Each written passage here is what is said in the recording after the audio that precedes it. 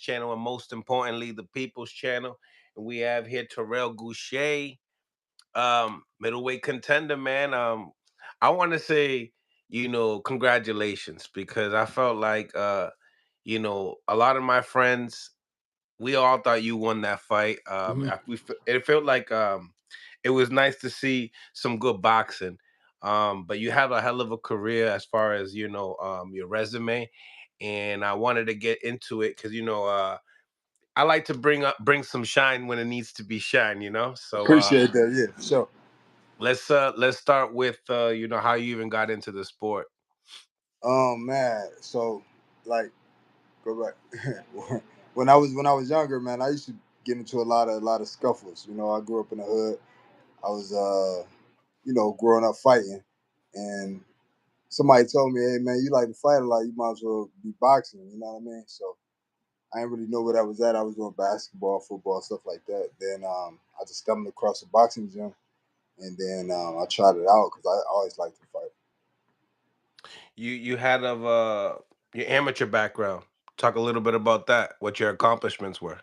Yeah, so like when I started at 10, I was with Bob Davis at Glenville Recreation. So like I won national championships, and I was able to go to the Olympics. I won the international championship. I had a lot of amateur fights, man. So I had a long amateur career. So I had about say about like 170 some amateur fights. Lost about 16, something like that. Oh, nice ratio. Yeah. Uh, any notable names? I'm sure there has to be. Yeah, I got quite a few. I don't really like to say it because it's pros and I was old. I don't really live off of that. But to be honest, I mean it's just facts. I beat people like Caleb Plant, uh, Tony Harrison, Jesse Hart, uh, all kind of foreigners. You know what I mean? And quite a few people. It's a lot. Tell me, you know, as far as sparring is concerned, how about those names? Yeah, man. I like since when I came out to California, man, it was so much work out here. Like when I was in Cleveland, we didn't get that type of opportunity. So I've sparred a little bit of everybody. The What's first, the difference though? Because there's a lot of good work in Cleveland. it's a lot of good fighters in Cleveland, but people don't like to train in Cleveland. They like to train where it's hot, so they be getting cold over there. So you know what I mean. And people, the fighters come from there, but we don't really train there. But there's some fighters that do train there too. You know what I mean. I don't take nothing away from my city, but for the most part, I train. I've been training Cali for about 14 years. So yeah, those names that you were talking about from. Yeah, yeah. So back to next. Yeah. So like, um, it's so many. I sparred people like Gilberto Ramirez. If you know who that is. Yeah, he's He's a big, cruiserweight man. now. Cruiserweight. Yeah. So I sparred with David Benavidez. I sparred Mm. with Demetrius Andrade. I sparred with even Canelo Alvarez. You know what I mean? Yeah. So I sparred with Bakram. I don't even know how to pronounce his name. He's 154 world titleist. Yeah, I forgot his name. You know how to pronounce it? I want, Bachman. yeah, yeah, him. Yeah, Yeah, he yeah, I know exactly what you're he talking about. he. Hey, that guy can hit too. And which He Virgil fought one of your Ortiz. former opponents as well, Tim Zoo. Oh yeah, yeah, yeah, for sure. So like Virgil Ortiz, Mm. Wow. Sergey, Bohechuk. He's a stablemate of mine. Spar with Oh, him a lot. Boacek is a stablemate. Yeah, yep. Who else? Uh, what's my guy's name? He was at 154. Um, I'm bad with names though. Don't get me wrong. I know him real well, but he fought Charlo for the undisputed Bryant Castano. Castaño. Yeah, Brian Castaño. Man, there's so many names, so many different people. But Kid Chocolate before he retired. That's just name a few. No, yeah, man, and just even also, the guys that you actually fought as well, from Jesus Ramos, Tim Zoo, Erickson Lubin. I mean, Laura. I mean, you pretty much all the champions. I'm Yeah. saying like that. Tell me that experience from the amateurs to some of those names that you've been able to be in the ring with. Yeah. From Canelo to all those names, where do you feel like you've gotten the most IQ? Got better in the sport. I would say a couple people. Uh, Laura for sure, getting that good experience with a Did you South. just fight him, or did you spar him too? I just fought him. You just talking about just sparring, right? You just Oh, talking okay. about Okay, so how many other guys did you spar before you fight some of those big names? Any of them? Just Lara? sparring. Nah, you said how many guys I fought? Can you repeat the question one time, bro? So the question was, as far as where do you feel like you learned the most from? Some of those big names that you sparred with, or some of that the amateur pedigree that you've had? Oh, okay, okay. My bad. Um, I would say a little bit of both, but when it's different, it's levels. So like when you go professional, it's little tricks you gonna learn. And I would say I took a lot out of Canelo camp because I was out there for a month, and A month. he was giving me game, man. Like he wasn't holding it back. He was telling me because he caught me with a good left hook the first day of sparring. Boom, like the same shot he caught Berlanga with. He set it up the same way, but he caught me, and he told me how he caught me. He told me how to, how not to get caught with that shit, and I didn't get caught with it no more the whole camp. But he tried a few more times, and he was like, "See," I was like, "Yeah," but he real he get a game, you know what I'm saying? I appreciate that because he speak good English too. And when I was getting out the ring, I don't trip over sparring. It's just sparring, but I was in my head like, damn, how the fuck, how did he hit me with that? But he was like, hey, get back in, come here. He's showing me. I was like, damn, that's sweet, man. A guy at that level really give it back. So, I appreciate that. Were you ever been in there with Crawford? No, I would love to, you know what I'm saying? Respect him. I watched him for a long time. I would love to get some work with him, but maybe one day if we cross paths. Nice. So tell me, going in through some of these names that you faced, just starting with like some of the world champions, Carlos Adames and yeah, those are the two title holders that you've faced. Former champion Eric, no, Erickson Luba's never been a champion. Um, Tell me, but all those names: Tim Zoo, Erickson Lubin. Oh, Laura's a champion. Mhm. Um, who do you think is the most toughest task you believe, the toughest opponent you've been in the ring with? um, I would still have to say Lar, Laura. yeah, because he was just like one of the most complicated styles. He was like a real patient and real sharp counterpuncher, which is that's my style. I'm a counterpuncher, but he was pretty sharp. So, um, but Tim Tszyu was a we can't take away just because he lost, but his style was pretty. That's one of my toughest fights too because his pressure style. You know what I mean? He was relentless. So I'll say both of them. Mm. You left out Adames. Do you he did what did you think about that fight? Um, his style wasn't really complicated. Like I made no excuse for the fight. Maybe it was close to me, closer than what the scorecards was to me. But maybe he got the decision by a little bit, 1 2 rounds, maybe 2 rounds. Yeah, I seen the fight.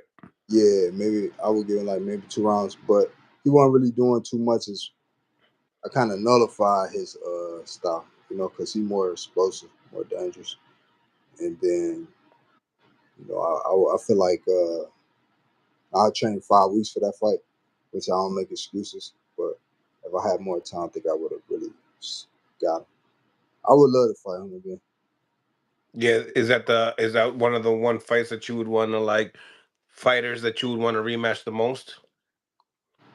Yeah, of course. I also want to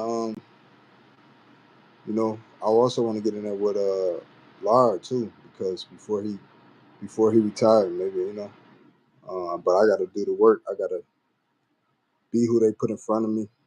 That's all I've been trying to do. As you can see, my last fight, that's what I was trying to do. I was trying to, well, that's what I did, but I didn't get the decision. It's funny, right? Yeah, that fight with Elijah Garcia and Tim Tszyu, you catch both of them in the first round with the same punch. Um, you know, let's go right into that fight. You know, looking back at it, any regrets, anything that you felt like you should have did more, or where you feel, and also when the decision was made, bro, Mhm. you had like a stone cold face, like I've been here and I'm just gonna walk out of here. You gave everybody was trying to shake your hand, everybody, but a stone cold face, like this is just boxing type shit. Yeah, man, that's kind of like I know what I signed up for, you know, Yeah. and it is what it is. One of those things we can't.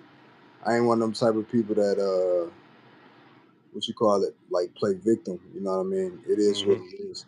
I come from these type of these type of situations. I come from be honest. I come from the streets, so it's a lot of stuff that you're able to handle when you come from that situation. But of course, I wanted to win, and I felt like I won. I know I won in my heart, so I wasn't really tripping. But it's like, man, they just took it. But at the same time, it's I feel like I did. Everybody saw it. Everybody seen it. What they needed to see, and that was that. But oh, I forgot. I kind of got away from your question. But what exactly you said? As far as what you think you could have did more if you Oh, had to take that, if you had to go back into to time again. yeah, like I'm real critical like on my boxing and stuff. So it's always stuff that I see. Like if I go and look at my fight, I could see what I could have did better. You know what I'm saying? I could see little moments where I was kind of blocking where I could have countered or let my hands go a little more. Just little moments, but he wasn't getting good shots off, but he was staying busy. He was like hitting my arms and stuff like that. Staying off the ropes just a little bit more. And hey, like everybody say, man, you should have knocked him out. Well, that's easy to say on the outside. That was a tough guy, man. He you can't take nothing away from him. He had heart. You see what I'm Oh saying? my god, yeah, he He was bleeding all over the place. he'll fight anybody, you know what I mean? But at the same time, it's just levels. And I was levels above him and I showed her. Yeah, my boy was like, "Oh, you interviewing Terrell Goucher? You the one that hit Elijah Garcia and made him do a backflip?" And I was like, "Yeah, him." That's classic, man. That's classic. What did you? I mean, looking at his face, he didn't look like he felt like he won. Watching the decision coming into play. Yeah. What were any of the words that he was able to share after the fight? He just kept saying, man, thanks. And for the experience and stuff like that. He never said like you won, but basically he was just saying a hell of a fight. Like after even came to the locker room after the fight, and we talked because I'm one of them type of guys when the fight is on, it's on, but when it's off, it ain't no bad blood. He not the judge. His people, he accepted the fight. I respected that because me being where I'm at in my career, he could have just said, "Nah, I'm not fighting him." You know what I mean? And, So, and he's coming off of a loss too, his uh, first loss with Chiron. So me being who I am, I respect people like that. Like he like me. We want to fight the top dudes. Like we ain't really like these other guys. So, but um, if we get to fight again, it's gonna be on again. But if not, more power to him. Wish him best of luck, and I go my way. Mm, I like that, man. Yeah, we would like to see you guys you know, clash up again, you know what I mean? Because it was such a good fight. What did tell me, What's next? When do you feel like you'll get back in the ring? I know it just happened last week. Yeah, even though that when something like that happened, you be itching to get back in there. You know what I mean? Even though I was thinking about the next, as soon as I got out the ring, I was thinking about getting back in the ring again. So I talked to some people and they already talking about, we getting you right back in there. So I say within the next 2 3 months, man, I should be back in the ring and hopefully with a big name and like I already ran already. I'm back in the mix. I'm going to the gym tomorrow. You know what I mean? Just get back in the swing of things. I like that, man. I like that. Um, so you know, let's talk about potential hit list for yourself. Mhm. I was looking at some of the rankings, and I was looking at some of these contend like prospects that came out of prospect getting into contending stages, or they're in the contending stages, but they need that name, that marquee name. Mhm. And I came across that kid, Amari Jones. Yeah. Um, hasn't been tested in his career yet, but sometimes these type of showcases, if want to show that you're great, you would pick up a fight like yourself. Yeah. I ain't gonna be honest. I'm gonna be honest. I don't know who Amari Jones is, and I'm not trying to be funny because I know everybody. But is he with He's maybe not with PPC, huh? Nah, he's with Devin. Devin. Okay. Um, but now that you said, I'm gonna look him up. But you know, me, I really don't care who I fight, bro. As long as it makes sense. If it's a good fight, like I want the best out of. Just say they give me two names, three names. I'm gonna pick the best fight The out of the best. group. You know what I mean? And that's just how I'm coming. So whoever get lined up, but I never really go out there and be like, hey man, beg for fights or ask for fights. My people set it up the way, whoever we want, we get. As long as it makes sense. 100%. 100%. Um, so tell me, do you feel like Canelo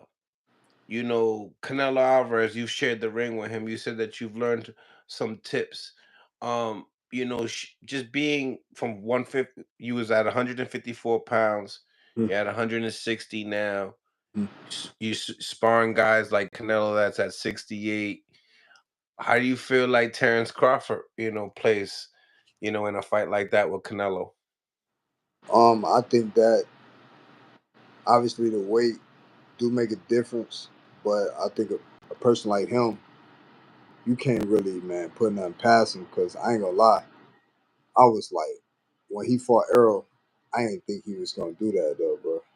I knew he was good, but Errol was still one of my favorite fighters, and I was always big on Errol. But my former trainer, Prentice Brewer, he knew Terrence Crawford. He kept telling me, he was like, man, I'm telling you, bro, he gonna do this and do, you know what I mean? So I'm like, nah, Errol gonna get him. But once I seen that, I was like, I can't really put nothing past him. Hey, I can't. I don't know. We'll see. May the best man win. But me being in there with Canelo, he real sharp. He real smart. You make a mistake, you hit. You know what I'm saying? Even with David Benavidez, he a great fighter, and he dangerous. But if you make the mistakes, he can get you, and David Benavidez can get him. We just never know until they fight. But it's a tough task for both of them. We'll see. Mm, mm. Um, you also have Joey Spencer that's fighting Tim Zoo this week. What do you think about that fight? That's a good. I like that fight, man. I don't know why. I like that. Um, I think Joey Spencer lost to Jesus Ramos, and Tim Zoo coming off a tough loss. So we had to see how both of them bounce back. But if I'm because I think Joey Spencer got the fast hands. He throw more combinations. He more sharp. Tim Zoo, he fight. He got one way. You know what I mean? Either gonna get him or he gonna get you. I think that style make for a good matchup. I think I would lean towards Tim Zoo on the experience, and yeah, I'll lean towards him on that one. I think so. Mm, mm. And if I see that Thurman, he's trying to get that Timzu fight, how do you see that he plays when Yeah, that man. time comes? Thurman, he one of them type of fighters. I think that even though he take a lot of long layups and stuff like that, he show up. He show up just like he just fought. He he made quick work of that guy. So uh, I'm really ain't the type to like to pick a winner, but I probably lean towards Thurman on that. Yeah.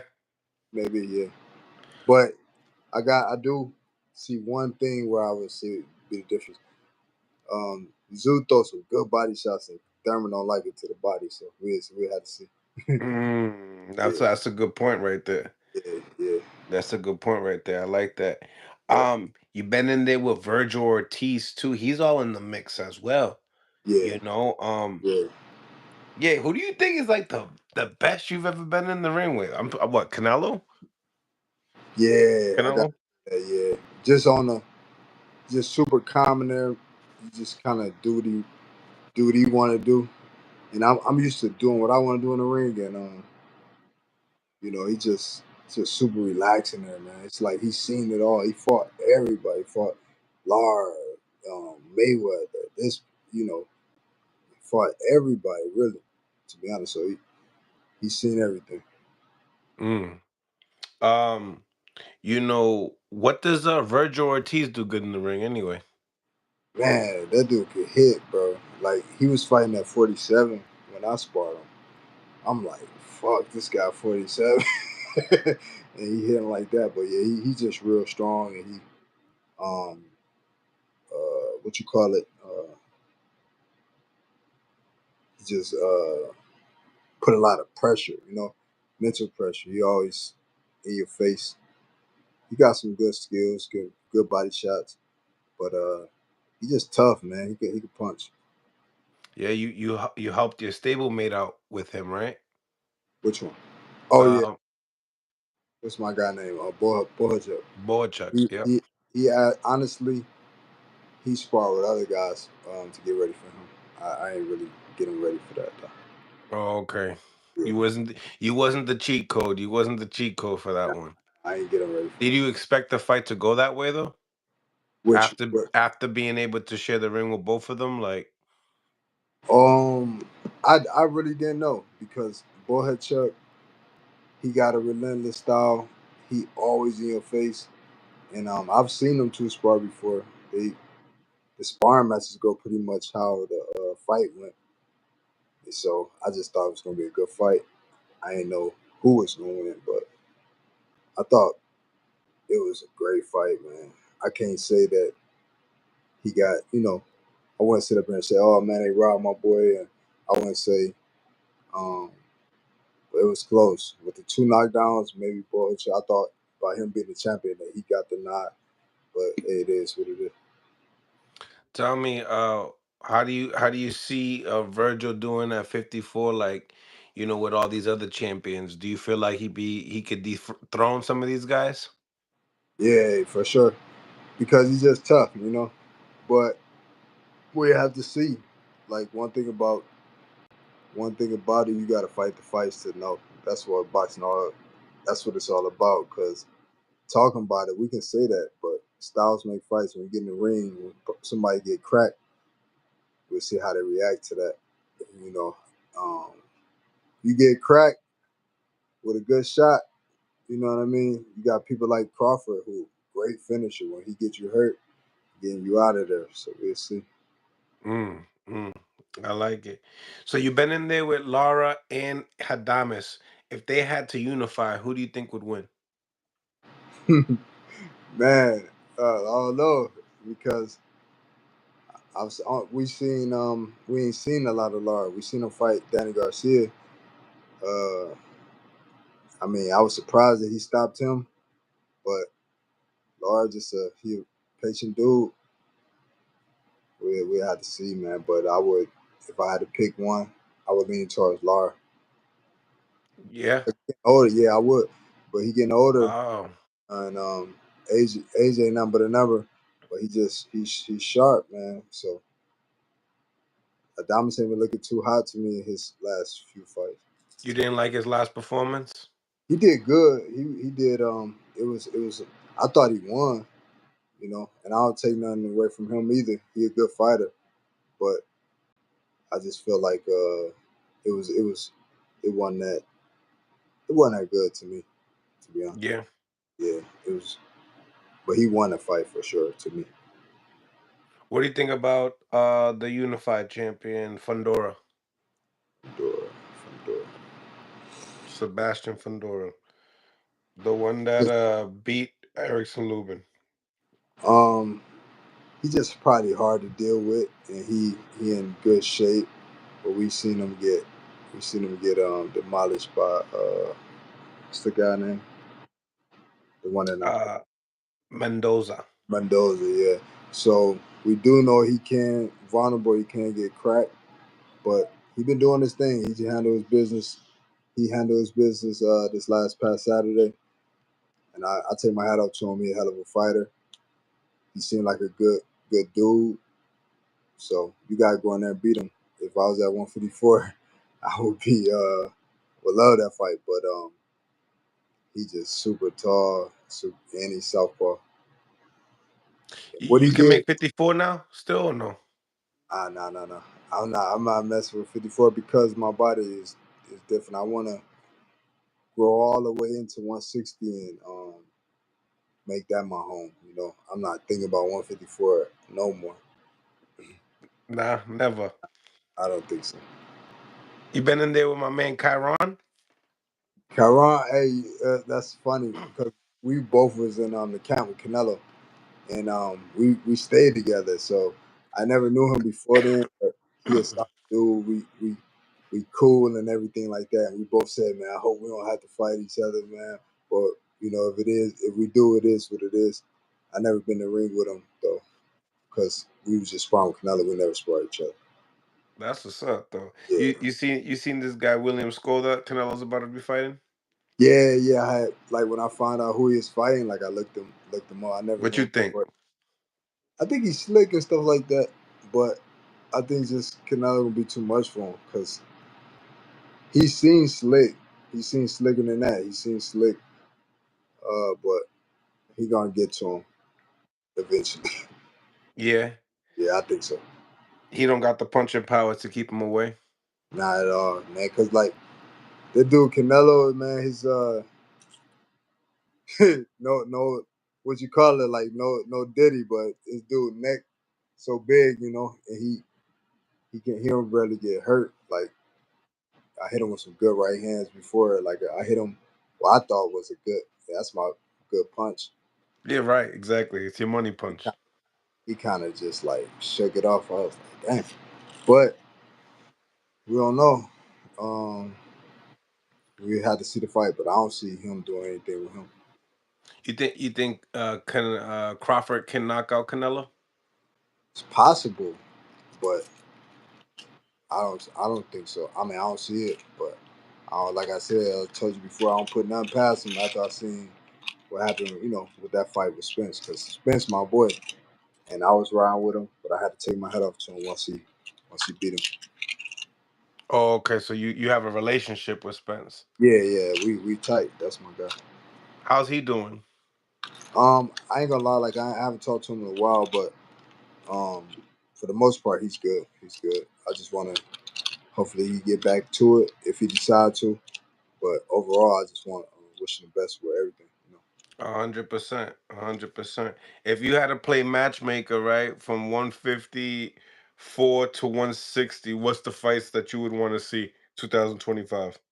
154 to 160. Sheesh. I would like to see uh Virgil Ortiz, maybe Crawford. I would like to see what's the guy name? Here, unified world champion at 160. unified champion at 160. Yeah, There's a he, unified champion at 160? yeah. He was dang, yeah. I forget it. I told you I'm bad with names. It's Janabek? Yeah, Janet Beck and maybe Lar to see, Janabek and Laura to see yeah, who has a better yeah. his So style why you want to see those two fights? Explain why. because of their styles. It's just way different. I want to see them two mix it up. You know what I mean? Because it ain't like if I could fight either one of them, I'll fight them right now. But since they got the belts, if I got the belt, I'm fighting the other guys with the belts. You know, Mm. I'm trying to come clean the belts up. So I don't see at his age or it's Nah, I hear you on that. What I was thinking of was like, is it Virgil's power or Virgil's combination speed that you want to see against Crawford and see how he has to deal with that, or just the style alone? I want to see how Crawford deal with his style, him being young and strong, and being relentless like that, and both how Virgil could react to Crawford too. I want to see how both of them hold up against each other. I'm a fan of boxing. I be liking to see fights, but I ain't really no matchmaker for real. I just like to see good fights. Big facts, big facts. How about that Tank and Lamont Roach? Was that a good fight for you? I liked it. Yeah, it was a good fight for me. I liked that fight. I kind of felt like that was a bad style matchup for Tank because they know each other so well. But Mm-hmm. Tank a dog, Lamont Roach a dog, and I liked it that fight. You like that fight? Yeah, but I'm more of a Tank fan. I ain't gonna lie than Lamont Roach. But so when you somebody fan, you be like, man, I don't like that fight for him. You know what I mean? But it is what it is. Yeah, man. He handled his business. He got hey, it's a fight, man. Shit happen. Big facts, big facts. Um, Yeah, Canelo got the Mungia in his camp now as well. You know, who you want to see Caleb in there now that you shared the ring with Caleb as well. Caleb, yeah, shit. Anybody. Caleb looked like he ready to fight anybody. So You think he could beat Berlanga? hell yeah. I ain't gonna Easy lie. work. I wouldn't say easy, but I like Caleb over Berlanga. But who knows? Because Berlanga punch too, and we had to see. But I would lean towards Caleb. Mm, I like it. I like it, man. Listen, man. Anything that you wanna let your fans know, and people that are obviously getting to know you right now on the chat, Mhm. before you hop out of here. Yeah, man. That was just a little bit of what y'all seen in my last fight. But I'm gonna just keep working. Uh, I ain't bit. I ain't much of a talker like but I appreciate all the support. Even after the loss, I got a lot of support people. So just keep tuning in. I should be back in the ring soon. Big name, hopefully, and just keep supporting me. And I appreciate everything. Absolutely, man. We appreciate you for tapping in as well, man, and giving your insight in all these fights and what's going on with you and some of the fight. And I didn't even really get to talk about uh the Erickson Lubin fight. Oh You yeah, know, talk to me about that fight before you go. And I yeah. also, guys, I'm live on Instagram. If anybody's want to ask, Terrell Goucher some questions, you guys are more than welcome to tap in. But yeah, yeah. like, what you thought about Erickson Lubin when you fought him? Um, man, Everson Lubin, he was sharp. We knew he was gonna be sharp. His hands was real fast, faster than I anticipated, but he could crack too. So like by him, I like his style. But before we fought, we was going back and forth on the. I wouldn't say back and forth. He was talking to me a little crazy, using a little foul language, which people do that. We had like a little beef, But after we fought, we he a solid dude. I just seen him at my last fight, and we chopped it up. Like we cool now. But sometimes you gotta fight the fight to get the respect. You know what I'm saying? But Yeah, that's true. I I kind of like I like to see him. I like to see his fight. I ain't gonna lie. I like to see him fight. Uh, I wish the best for him in his career. I feel like he could still be a world champion because he got that heart and he could fight, man. He could fight. But a lot of people talk about his chin, but he got that heart. He got that dog in him for sure. Nah, he do. He do. Um, Out of all like these big names that you shared the ring with, as far as like I said, Hadames, Lubin, Tim Zoo, what are the biggest punches that you feel like you've been in there with? I know Uh, those names. Lara. I don't know. Lara's not much of a puncher, but yeah, he ain't not a one punch. Much punch. He's just super sharp. The punches you don't see is the ones that kind of get you. So I mean, he was a good. He had a good shot on him. Some had a good. Yeah, he had some strength. You know what I'm saying? Mixed with pressure. But I don't know, man. I'm a fighter. I don't really care. I'll be trying to. I'll be trying to clip them guys too. So I don't feel like it's none of these fights can really hurt me like that. But I know in the game anybody can get clipped. So that's why I'm big on defense and training hard and get myself prepared just in case I don't play around. And like you can go in that ring, it could be your last time. You know what I'm saying? Each fight could be your last fight. So I take this shit serious and I don't play with the game. So I just feel like I'm just tough, but and I got good defense, but and I don't care about nobody hitting hard. You got to have more than that. big facts, big facts. What do you think about Turkey Al Sheik and what he's bringing to boxing? Hmm. Hmm. I feel like he doing some good things, but I really don't know um, because I have done business with him, and I don't want to speak on that guy too much. You know what I mean? I don't know why. I just let him do his thing, and the best luck to him. But I'm gonna just continue to keep doing what I'm doing, and if we do business, then we do. But I'm loyal to my team, and that's what I'm doing. That's awesome, man. Really appreciate you for tapping in, Goucher. To the next time, man. Keep us updated to see what's going on. I actually got a caller coming in as well, so they probably wanting to ask you a question Okay. before we let you go. Um, but once again, smash the like button, guys. If you're on the YouTube channel, double tap the screen. If you are on the mobile devices, it's your boy Mills from Mill City Boxing. We have here middleweight contender Terrell Goucher, and we got the first caller coming in. Good buddy Taylor, what's going on?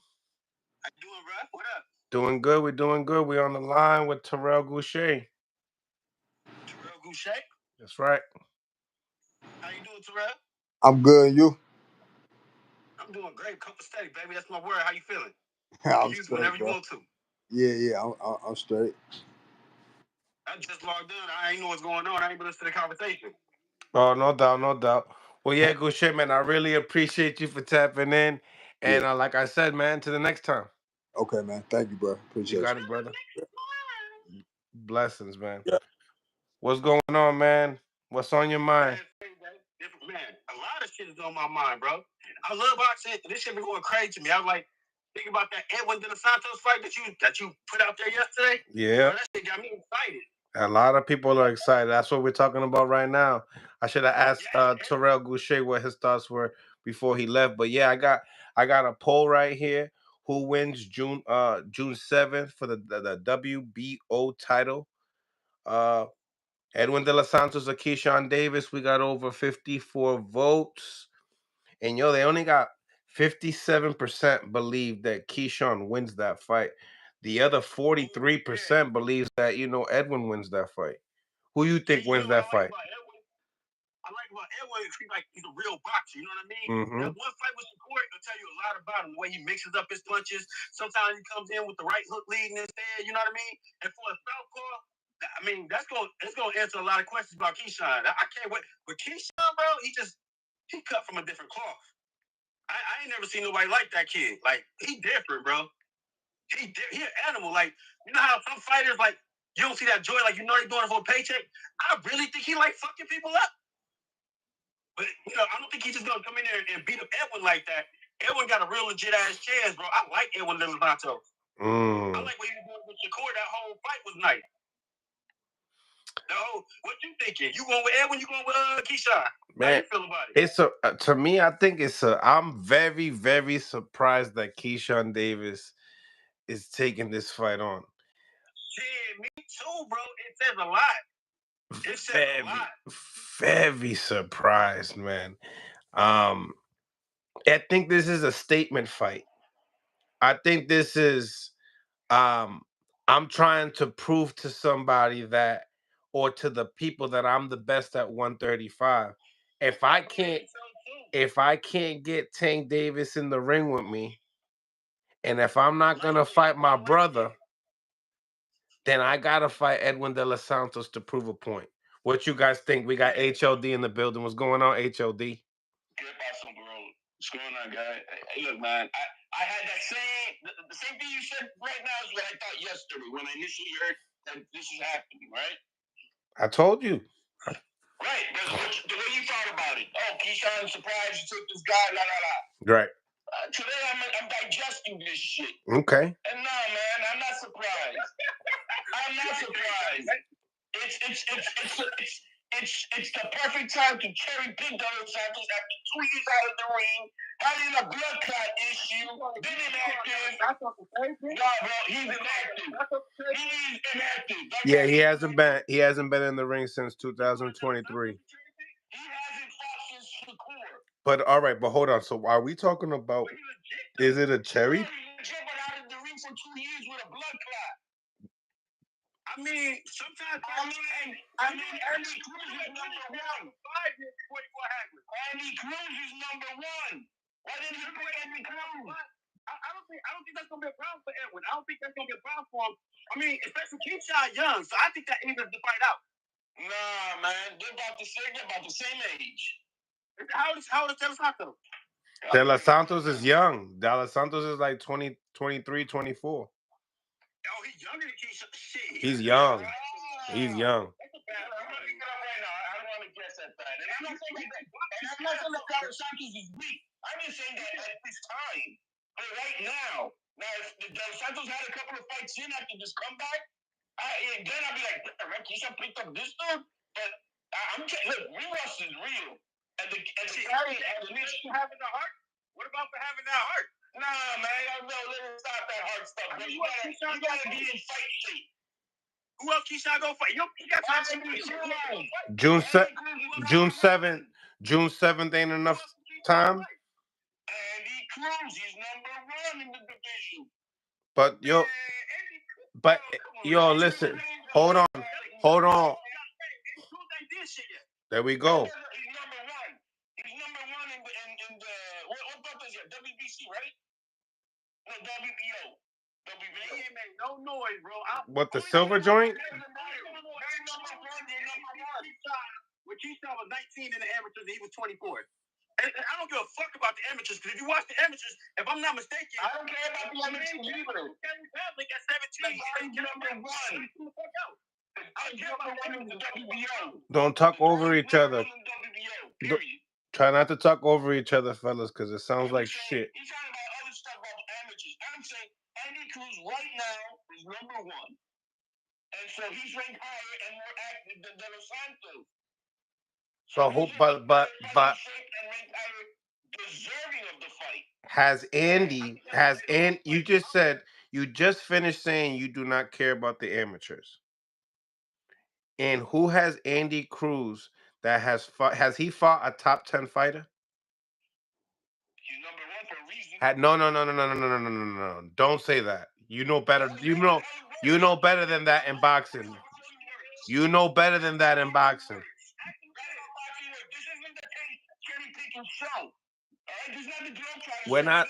Why we listen? Listen. I know you don't like Tank. I know you don't like Tank. I understand, but we're not on Tank right now.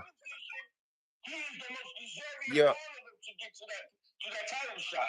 That's the way it works. Nah, bro. Nah. I think that's the way it works. That's like a revenge fight for Keyshawn later. I don't see Keyshawn either. Edwin De Los Santos and Keyshawn, that's a good fight to me. I'm not saying it's not a good fight. It's not a good fight now. Everybody wants to see Keyshawn and Shakur anyway, and these two niggas always talk about, I won't fight my backseat. So why not fight somebody that they both matched up, you know what I'm saying? Shakur fought him. Let's see what the fuck Keyshawn can do against him. I'm interested in it. Like, I want to see a big time. Yeah, you're gonna see a guy who hasn't been in the ring for 2 years. But we don't know. We have a I don't know attached to it. That's fine, but we got to see. And by the way, how did De Los Santos get a title shot after a loss? How did Antoine Russell get one? That's all the same shit. I said that when that came about. How did Fandora get one? I don't. He got knocked the fuck out. That's how Fandora got the shot. Yo, HLD something, dog. I swear. But to get on this topic though, so I think Andy Cruz is 5-0 right now, right? 5? Nah, he's more than that. No. Like 13 fights. No. He's talking about Andy Cruz. He's talking not Keyshawn. Nah, Keyshawn's up in the 13. So Andy's best fight right now is probably Antonio Moran. I think that I can recognize as a name. Yeah, I think it was Moran. Yeah, but he oh my man, the comic books on that wall, right? When you talk about best in the division, right? You got a couple of people that you could throw out there. Maybe you could even say Raymond Murataya probably would have been. He's busy though right now. I looked that up. Murataya's busy. Yeah, but I'm saying he would have been a good option. But who's he fighting? Murataya? Yeah. Yeah, he's fighting at I think it is. For the title. Why can't we be happy with what we got though? I think that's a gift, bro. You don't want to listen to that man for 2 years. No matter what the result is of this fight, I still want to go. Yo, HLD, let him cook and then talk after. Then if you don't like what he says, then cook him. Cook him. Cook me? I'm hungry. Hey, man, real quick, man. I'm trying to look up. What's going on with De Los Santos' age, man? I'm boxing. It's not there. Is he got one of these Cuban? I looked at the same thing. I seen the same thing, but last year he was 23. Last year. De Los Santos is number 6 right now in the WBA. Yeah, he's high in the right. It's Keyshawn, but number 1 is Raymond Murataya. He's the one. Raymond? Mm-hmm. Raymond Murataya. Who's next after that? Sam Noakes. I haven't really heard of Sam Noakes. He's good, but he hasn't made a splash in the States. Yo, I got. Then you got. So why are you talking about Andy Cruz? That's like. Go ahead. My bad. Listen. Hold on, fellas. Hold on. Reggie Smith, thank you for the $5. The first super chat in 24 hours. Holy smacks. Ring rust is real. You see what happened to Errol Spence after a 16-month layoff against Crawford. Nasty work, Reggie. I don't like the Errol Spence talk, though. Errol Spence, and before that Crawford fight, he admitted to PTSD more than once. He had like 2 car accidents, and that man been through like 3 wars. Like, anybody who knew boxing knew that shit was going to hit. I bet on Crawford. I think there's a deeper issue there. With Spence, there's more to it. I'm not going to get into it, but Andy Cruz is older than a De Los Santos. Yeah, but really seriously, boxing doesn't have his age, man. No, De La Santos. Nah. Stop playing. De Los Santos gotta be like close to 30. No, he's not. 27. When I first started interviewing him, he was 23. Okay, I'm looking at him. So he might be 25. Yeah, he's probably 25 now. Keyshawn is 26, I think. He's 25. How old is Edwin? 25 is what I'm looking at now. Someone said De Los Santos is 35. That's crazy. That's crazy. No,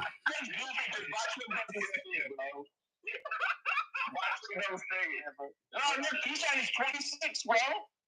When you They're around the same age though. Andy Cruz is number 1 on the WBC. I knew he was number 1 somewhere, but it's only at the WBC. But where's he at with the WBO? I still don't want to see him right now. So like, where's Andy at? Andy's next in line to fight Shakur. You don't want to know where he's at on that one. Yeah, I want to know. Like, everything. Facts are facts. You know what I mean? He's at number 10 right now. He's number 10, okay. But is it because it depends on who you're fighting and with other opponents of the same sanctioning body is what gets you going up. So I mean, Abdullah Mason is higher than Andy Cruz right now, and you know Abdullah. Man, I can't wait for him to get older. I can't wait for Abdullah Mason. Abdullah Mason in 2 years, man, champion. What do you think of? My thing is, what's he gonna do? What's he gonna do with the guy that he's fighting next? I don't know who he fight. I thought he just fought. Yeah, he's fighting the dude that Pitbull Cruz fought.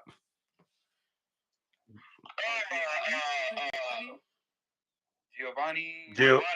Yeah, Giovanni. Yeah, I never put money on a guy named Giovanni, bro. Huépate.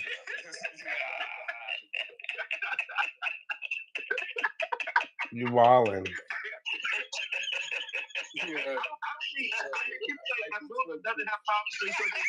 I'm still saying, man. Giovanni Cabrera. That's right. Giovanni's calling you out. He wants to fight you. Really? Let me go kick his ass. I don't even see him. Abdullah murders everybody till he gets to the elite, bro. I think he's out right now. So here's another thing, though. So Edwin in the WBO rankings, it says that he's 13th. So he's not even in the top 10 right now. So in the WBO, he's not even in the top 10. So he's trying to prove a point. He can't prove a point. No, I'm just saying the facts of it. He cherry picked the number 13 fighter. Hey, guess what? That's what Paddy was, number 13. Man, how can you say Keyshawn cherry picking when he's young right now? Like, listen, because you're a champion. No excuses. You're a champion. You're a champion. Get to it. Are you comparing De Los Santos to Padley? Shakur said over and over again, why don't Devontae fight Edwin the 8th? So obviously Shakur thought he was a legit fighter. So him fighting Keyshawn, I think it's a good ass call. I think it would have been, if it would have been immediately after the Shakur fight, like, hey, he's active, got you. I'm bored, let's fight. But why do we do this as boxing fans? Is move the goalpost. We should have. He should have fought him right after. He's been sitting on the couch for 2 years, and then my guy over here with the comic books, he just fought 3 months ago. Yeah, I'm picking your fat potato couch guy on. Come on. I'm not fighting this dude who just fought 3 months ago. But he's young. It's not like you got an older inactive guy is different. A younger inactive guy. The only thing that can help him is that Keyshawn is a pressure fighter, and I think I said that yesterday because he's a pressure fighter. You know, there's no chasing for timing, but still. Keyshawn's a boxer puncher. He's not a pressure fighter. He's not a running around, ice skates, Shakur type of style. He's not Sandor Martin style, we saw how they changed, and he ain't running around like Boston Marathon Jermaine Ortiz. Here we go. Matter of fact, we're gonna have to get his ass on just for you. I like Jermaine. I like Jermaine Ortiz. I like Jermaine too. But you saw how he fought differently versus this dude. He'll fight like that versus Tio. You saw how Sandor Martin fought Playo. Sandor Martin wasn't running around like that with Playo. But when it came to Tio, bro, they both were running. The Spaniard was doing the rules like in Spain, and Robbery was doing the Boston Marathon. Tio real. I can't wait for him in Barbosa. Tio real as hell. It's gonna be a good fight. I like Barbosa too. I don't like that racist shit he was doing, but Tio real, bro. He almost lost me at the paint. That was fucked up, bro. That banana shit. Versus Keyshawn Davis sending his own stuff, his own banana and watermelon. How about that? Isn't that worse? So he can make everybody think that somebody else did it? I didn't hear it. Okay. I didn't hear what you said. Keyshawn sending his own fruit care package, so they can make people think that somebody else did it when he sent it himself. Man, that's nasty work. Listen, I think if you're not from New York, you don't really understand the racist humor that happens out there almost every day. You know what I'm saying? Like, I grew up in New York and in Boston, all these areas, and race humor out here is different, bro. Like, you wouldn't even believe the shit that you see sometimes. It's hilarious. It's a different culture. It's a different culture, and from the culture, it's shocking, and just like everything else from New York. You know what I mean? Hey, can I say something that's on my heart real quick? I think that Devin Haney shouldn't fight Ryan Garcia again. I think that's gonna be a horrible ass fight. I think that Garcia Ryan. I think he could be like, "Hey Siri, easy win." Instead of like calling Devin Haney, I really think he got his number like that bad, bro. It's crazy. I think he's gonna ruin his career. It could be career ending. It could be career ending. Yeah, I think personally, I just think Bill and Devin care too much about what people think online. Absolutely. They let it affect the mental health. They've been on that like they don't care, but they definitely care. They've been on that forever, man. And I'm catching on now.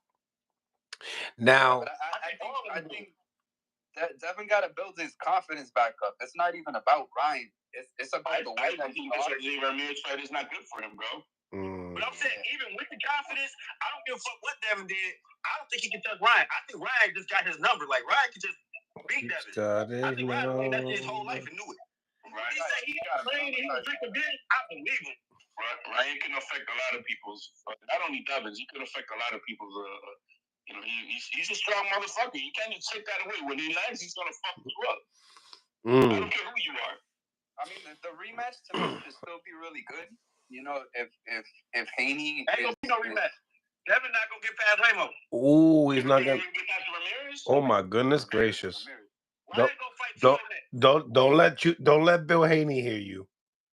Shit, Ryan go fight Tio next. I guarantee.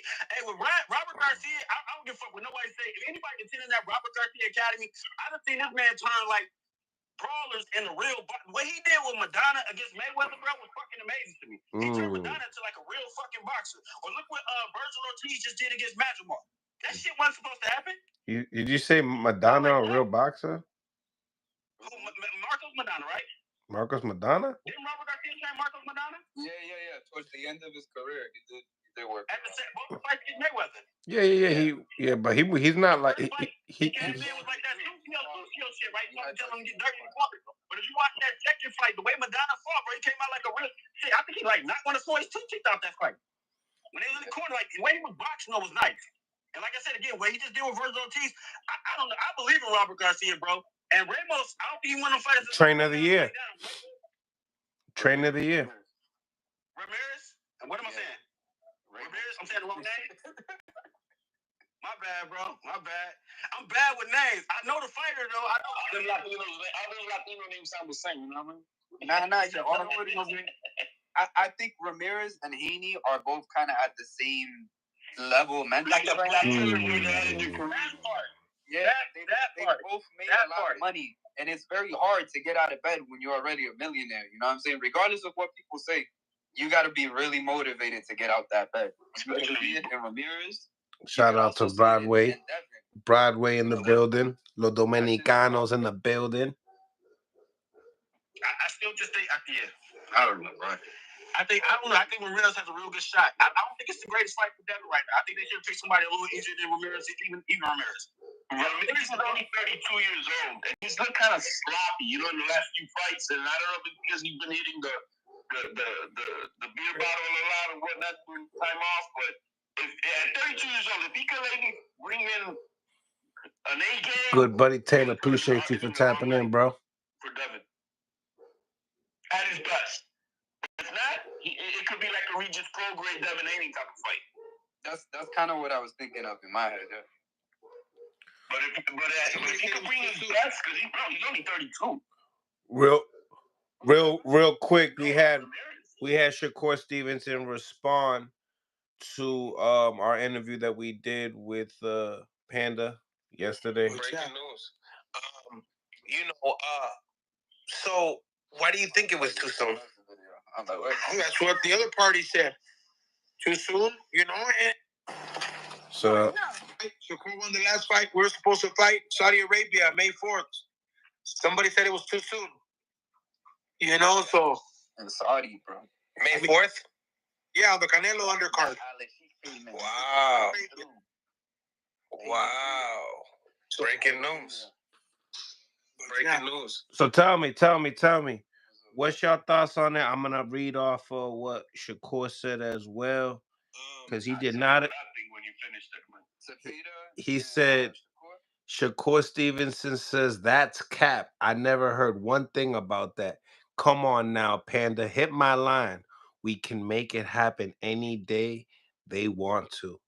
And then I hit up Shakur too, and he didn't. I told him, "Hey, jump on, man. Tell the people what's up, man." I don't believe Panda for shit. Talk to me. He had not once but twice. Oh my goodness. What the hell's going on? What's going on with HOD right now? He's going. The biggest payday of his career, 1.5 million. Wait a minute. To fight Otto, bro.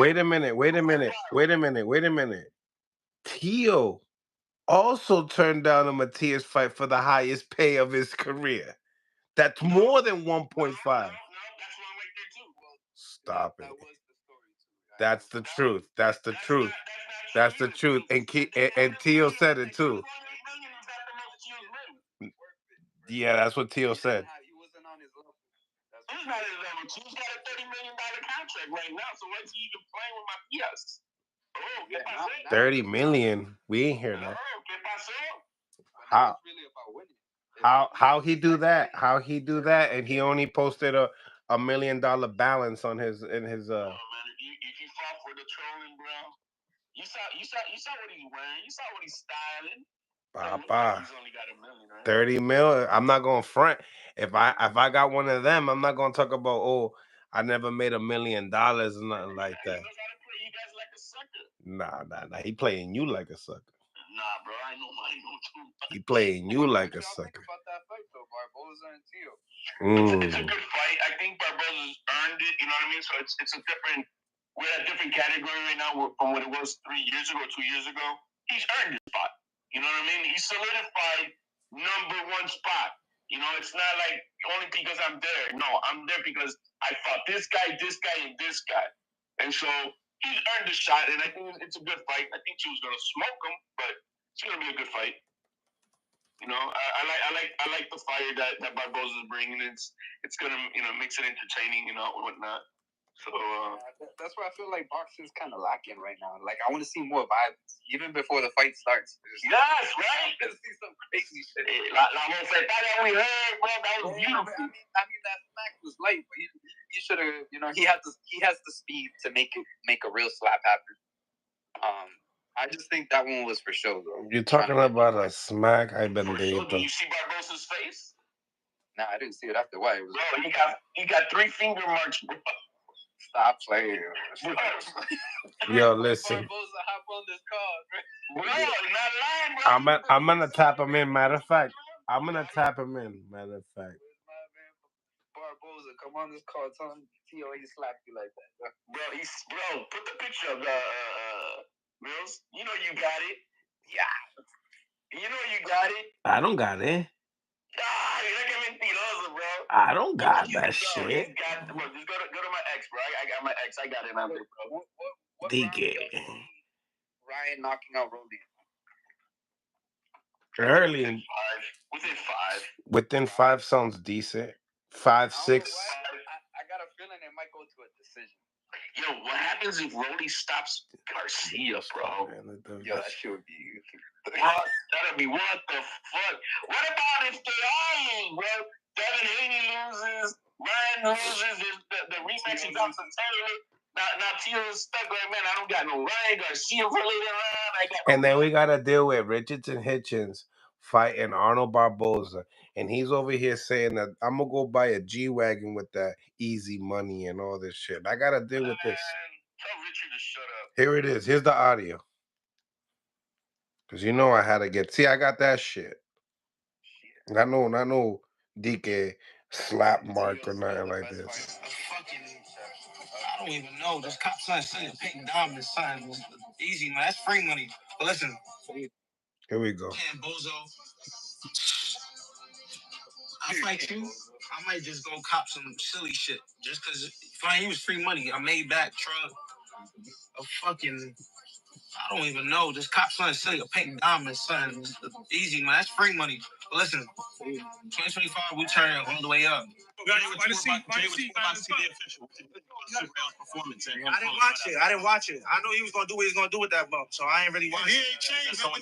He's the same way. Same guy. Is that someone that you want next? Oh, Teofimo? Terrell. They gotta want me. I'm the champ. I'm looking for only champions. I ain't looking for no. They gotta want me. I mean, look, he's the mandatory. My name is called. What's his name is called? We gonna fight. That's it. You know, like they try to say I duck Matias. I ain't never ducked Matias. Wasn't no offer set for me to fight Matias. Once I became Matias mandatory, he lost. I went and grabbed the belt. Now he's my mandatory. I'm not gonna lose. It don't matter. So once his name is called, we gonna fight. That's it. Thank you. I was gonna ask you that, Mills, about Matias. Why hasn't he made the call to the IBF to be mandated? He's in mandatory position. Yeah, they're working on that. He's trying, but they have to get him stay busy. Email people's, I want to call my mandatory spot now. Thank you. You would think it'd be that easy too. It is that easy. Because it doesn't make any sense why. It is that easy. They just have to request the championship committee of the IBF that you want to now put your petition in to claim your mandatory spot and be mandated. It's as simple as that. It's just 2 sentences at the most. But we have Richardson saying that there's a date. What, the 21st? It's going to be held in New York City. And does this fight? I don't know. Or the theater. Man, I'm assuming. Why would you say that? Because Barclays in Brooklyn. I feel like it's probably. If we talk about yes, it could be Barclays, right? I think so. Between the two venues, they're both pretty big, anyways. But to me, the Barclays looks better from outside. But what would sell? You think that a Cambosis is gonna sell in New York City? So because he's talking about like I'm gonna get easy money. Cambosis's minimums can't be like cheap. He gotta have a decent minimum. Bro, his minimum it can't be, bro. It can't be no more than 1.2 at the most. That's his minimum. But what about with a title shot though? A title shot. I guess. I mean, I'm not gonna speak on it. I mean, I'm speaking on it. I know he's not good, so you know what I mean. But I mean, based upon what just happened to him over in Australia, who's gonna show up for his part? Bro, he was getting his ass kicked by a prospect, bro. You know what I mean? Like the ticket sales weren't that good, so he doesn't have a lot of leverage. If anything, Richardson would because he's from New York. If he does get a belt, I think he blows up again in Australia, right? I think he would if he gets a belt, but. I don't see him getting he ain't beating nobody, man. Nah, man. There's a lot of people at 140 right now that he ain't beating anybody, bro. That prospect had him dancing bachata a few times that fight, bro. You know which one I wouldn't Wiley. Maybe like Cambosis versus Oscar Duarte. That one would be a pretty good fight. Oh, Duarte's knocking him out. Yeah, I think he might. My thing was like they talk about this fight, right? He didn't look impressive, Cambosis. And then right away, Richardson went straight up at like what the next day he already got a fight date. Well, then you got interviews that's talking about with Eddie Hearn saying that this cut don't heal. You know, regardless, we have a date set. It's gonna have to be Matias. And if it's not, what's like we have to hold somebody accountable here. Come on. Like we already know that Richardson's the one that has to send the contracts out. It's not the other way around. It's gonna be if it ain't. Let's see. Let me tell you who's it gonna be, man. It depends, man. We're talking. But there's no number 2, right? It's Matias number 1 on the IBF. Number 2 is not rated. Number two's not rated. It's gonna be Daishi Nagata. Oh my goodness. Put that. That's gonna be the guy that goes to New York. Watch. Oh, it's gonna be. Let's see who else it could be. It could be Kevin Hart. Hey man, I wouldn't mind. Well, hey, it could be Jermaine Ortiz. He's ranked number 14th in the IBF. It would never happen. That's too far of a gap. That would never happen. Jermaine would love that fight. It could be Isa Cruz. He's number 9 at the IBF. Jermaine would love to beat him again. Hey, how about Carrington Arba? Yeah, Carrington Arba. We got Elvis Rodriguez too. He's number 5. I like Elvis. Obviously, he's still number 4 too. I wouldn't mind seeing Richardson fight Elvis. Elvis Rodriguez, right? But how's he looking in his last fight? No, I mean, I would still favor Richardson, but I'm just saying, like, damn, Kambosos, bro. Kambosos. How the hell did Kambosos even get rated at 140 pounds? Yo, I'm looking at it so right nasty. Now. He's not even in the IBF top 15, so how can? Oh no, I'm boasting. Number 3. I don't know how the fuck he's number 3. Number 3, Diablo. He's still writing off a Teal's win, bro. That's what. Yeah, man. That's that privilege right there. Come on. Shout out to my dude, Duke Reagan in the building. That's great. Yeah. I don't know, man. If it ain't it, and then why is it? Oh, so there's number 1. He's gonna. Hey, maybe we'll have a fixture for Super Matias. It could be Matias, man. It should be.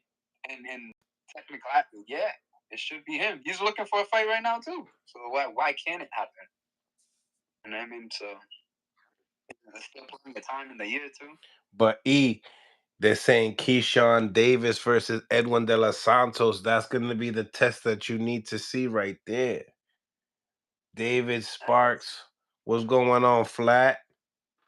Salute to my guy, Flat, in the building. I'm telling you. The only thing I got a problem with is that Edwin has been out of the ring for 2 years, and he was out of it with the health condition. You know what I mean? So that means he couldn't practice. He couldn't do nothing throughout this entire time. Oh no, yeah. And that tells me that he blows up in weight. He's at the right picking to get his ass kicked. So to me, right? So let's get back into that fight real quick, right? Because reporters in boxing scenes, supposedly they found out it was June 7th for whatever reason on the same day that was released to us, and the only difference is they said that fight was going to happen in New York City, and versus what Edwin told us it was going to happen up in Norfolk. So that was the only difference. But something that people are not talking about, that in Virginia, they have a hydration clause no matter what. Yeah.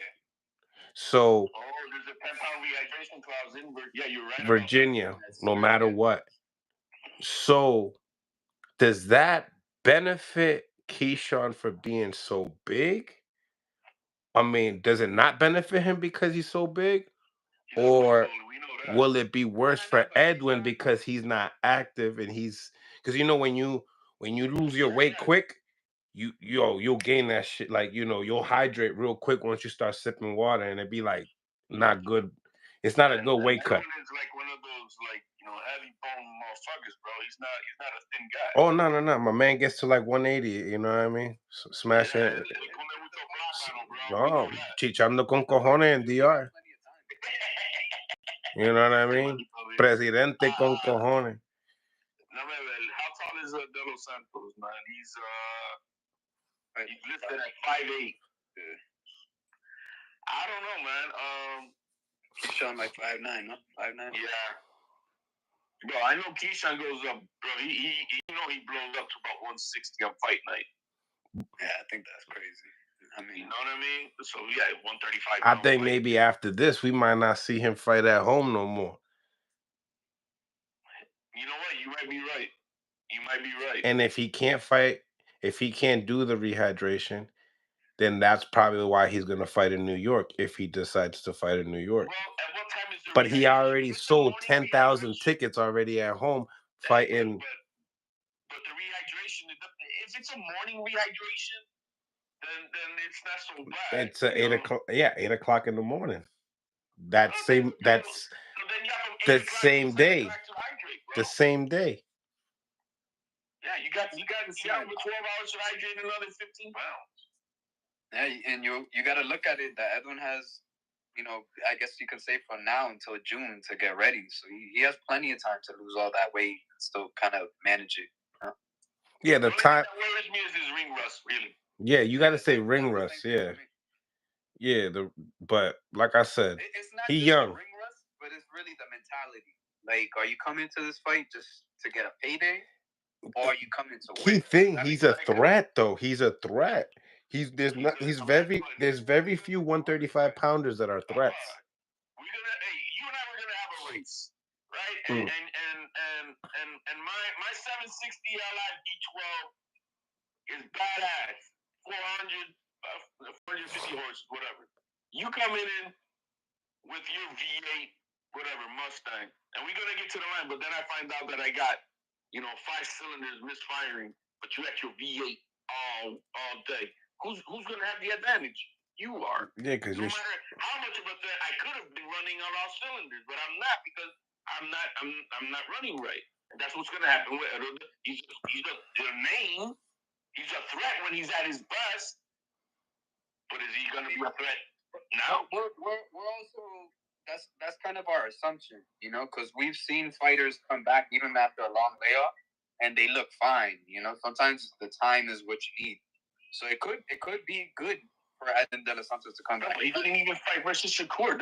He threw only like 100 punches. Yeah, but we don't really know 100% what was going on in that fight. Maybe he had an injury that he just took the fight anyways because he knew that it was a good opportunity. You know what I mean?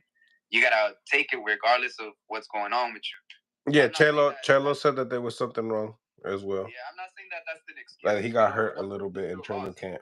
But if he's back to 100% now and he's in the gym training, he's sparring, then this should technically be a good fight. On paper, I'm saying he's at a disadvantage right now because what we know. Does he show up differently? I hope so. I want to see a great fight, right? But on paper, it's a tall task because I know he's been out the ring. Yeah, and Keyshawn ain't the type to play with food, man. I don't know about that. Keyshawn hasn't fought anybody either, though, man. Who has Keyshawn fought? He hasn't fought nobody. He hasn't been tested.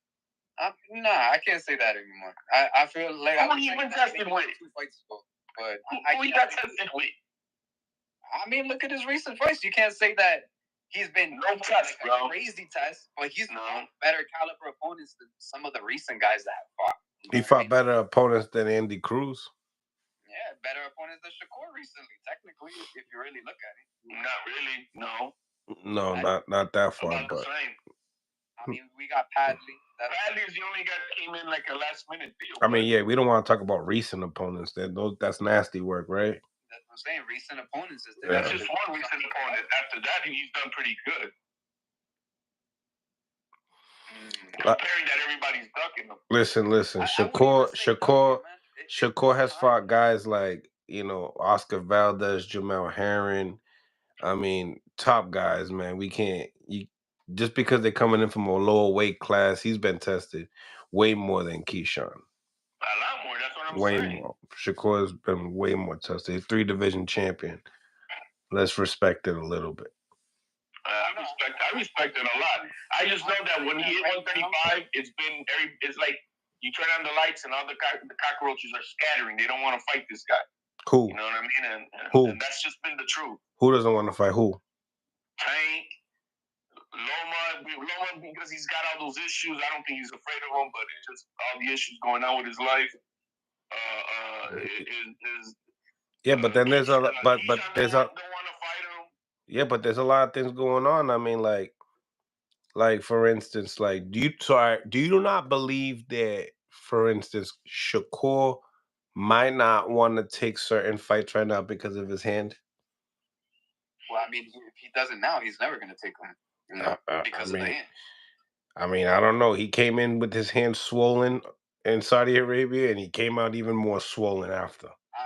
been saying that's his Achilles heel. Like, maybe he knows it. you can't when you hurt yourself, you know what an injury look like.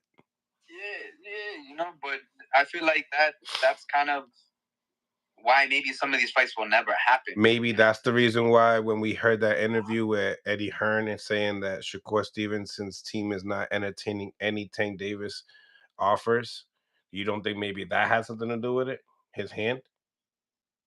Could be. It could be, man. Maybe I could beat Floyd Schofield with an injured hand. Maybe I could beat Padley with an injured hand, but maybe I can't beat a Williams. Maybe I don't want to go in there. Maybe I don't want to go in there with a Williams Cepeda. The business of boxing wasn't gonna want him to find out if he could handle Schofield with a busted hand. I mean, okay, maybe that's the case. I don't know. I know that was the case, bro. That's how I feel. So then, if that's the case, then why couldn't the myth of that right there, that piece of that meeting of the interview that they was stated? You know which one I'm talking about, HLD. That they asked Eddie Hearn, well, are you willing to take, offers? Has there been any offers from Tank Davis's team? We are issued not to entertain no offers from Tank Davis's team. I heard it. You know what I mean? So I just, Has there been clarification after that? Why would Eddie say that? I don't know. That just sounds weird, bro. That doesn't make no sense. I don't know, man. Like we haven't got no clarification on that ever. Even when I asked Shakur's grandfather, he's like, I don't know why Eddie would even say something like that. Because Gabriel Flores ranked higher than because that's one thing. Espinosa say one thing about it, and you're like, all right, well that's Tank's people, so okay, cool, whatever. But then when you got Eddie Hearn talking about it, this shit don't make no sense. So hey man, maybe he's not happy with his investment, bro. I don't know. And it's only good because Turkey's paying it. Man. Right now, if you look at it, you gotta take advantage of this. He signed them, and let's be frank. I mean, where's the fruits of that signing at? He signed them from Top Rank, and what does he got to show for it? Badly. Well, see, this is what I was talking to Mills offline with this. But my thing is that I saw one of his interviews where he says that you guys might get 1 or 2 fights out of me, maybe throughout the year, and that to me just doesn't give me the energy of somebody that really wants to get to the top spot. That or he is. And I understand that mainly because we already watched them get rich without getting to the top spot. So do you really care about the fame and the glory? Maybe not. Maybe you just care about the money that you make. I think with the fucked up hands, that plays a lot to do with it, and so I really do. I mean, his hands, I'm sorry, they're what they are, and it's a shame, but it's gonna hold them back. It's gonna hold them back from getting in the ring faster. It's gonna hold them back to want to take the best challenges. Training. There's nothing you can do. It's tough, but Floyd had the same issue. Yeah, but everybody's different, bro. Yeah, his hand injury could be different than this guy's. Yeah, but I think he had a similar issue where he would injure his hand frequently throughout most of his camps and stuff. Mm-hmm. And he still went in there and fought anyways. The same way that Shakur fought, even if it had to be defensive and selective, he got in there and fought with Maidana and all these other punchers that even Canelo, bro, like, you know what I mean? So it's not impossible. I think it's just more on the mentality that you have to want to beat these other guys. That's why I think. No, I mean, and it would. Gladiator sport, and you gotta do what you gotta do, and you gotta have that mentality. I get it, but this new generation, you gotta take everything into effect. The new generation, I'm sorry, you guys are soft as shit. They're getting money easily. Yeah. You know what I mean? And you still get some of the fame, you still get some of the IG coochie out there easily and whatever. So these guys are got it all, man. So what's the point? That's what makes what I'm talking about, Mills, with the IG coochie. You know what I mean? trying to get you in trouble. Yeah, no, but Horrible. No, he's a good guy. He's a good guy. That's another problem. We kind of made these young kids rich too early. So now they lost all the motivation that they should have had around this age to want to be the best. And the only one that got that mentality right now is Keyshawn, where he hasn't fought anybody. Don't play with because he really want to beat you. He hasn't fought anybody. What are you talking about? It's the mentality. The only guy of this generation that's trying to do that, fight the best to be the best, is Teofimo fucking Lopez. Nobody else is on that train. Nobody. And when in October when we see him against Boots, another one. Oh shit, that guy's crazy. He's crazy. He's gonna get retired. Blah blah blah blah blah. For the third time in his career, he's gonna get doubted. I would love it. All I'm saying is HLD. If that fight ever happens, that Tio fights Jerome Boots Ennis, that next day, you better be on this channel. That's all I'm saying. That next day, don't go on a vacation. Don't go. Don't take a vacation. You better come back over here. You know what I'm saying? Tio, when he gets into the groove, that kid is hard to beat, man. With the way that he can defend and use his legs to move around. And Barboza got slapped punching the torso before he even reacted, bro.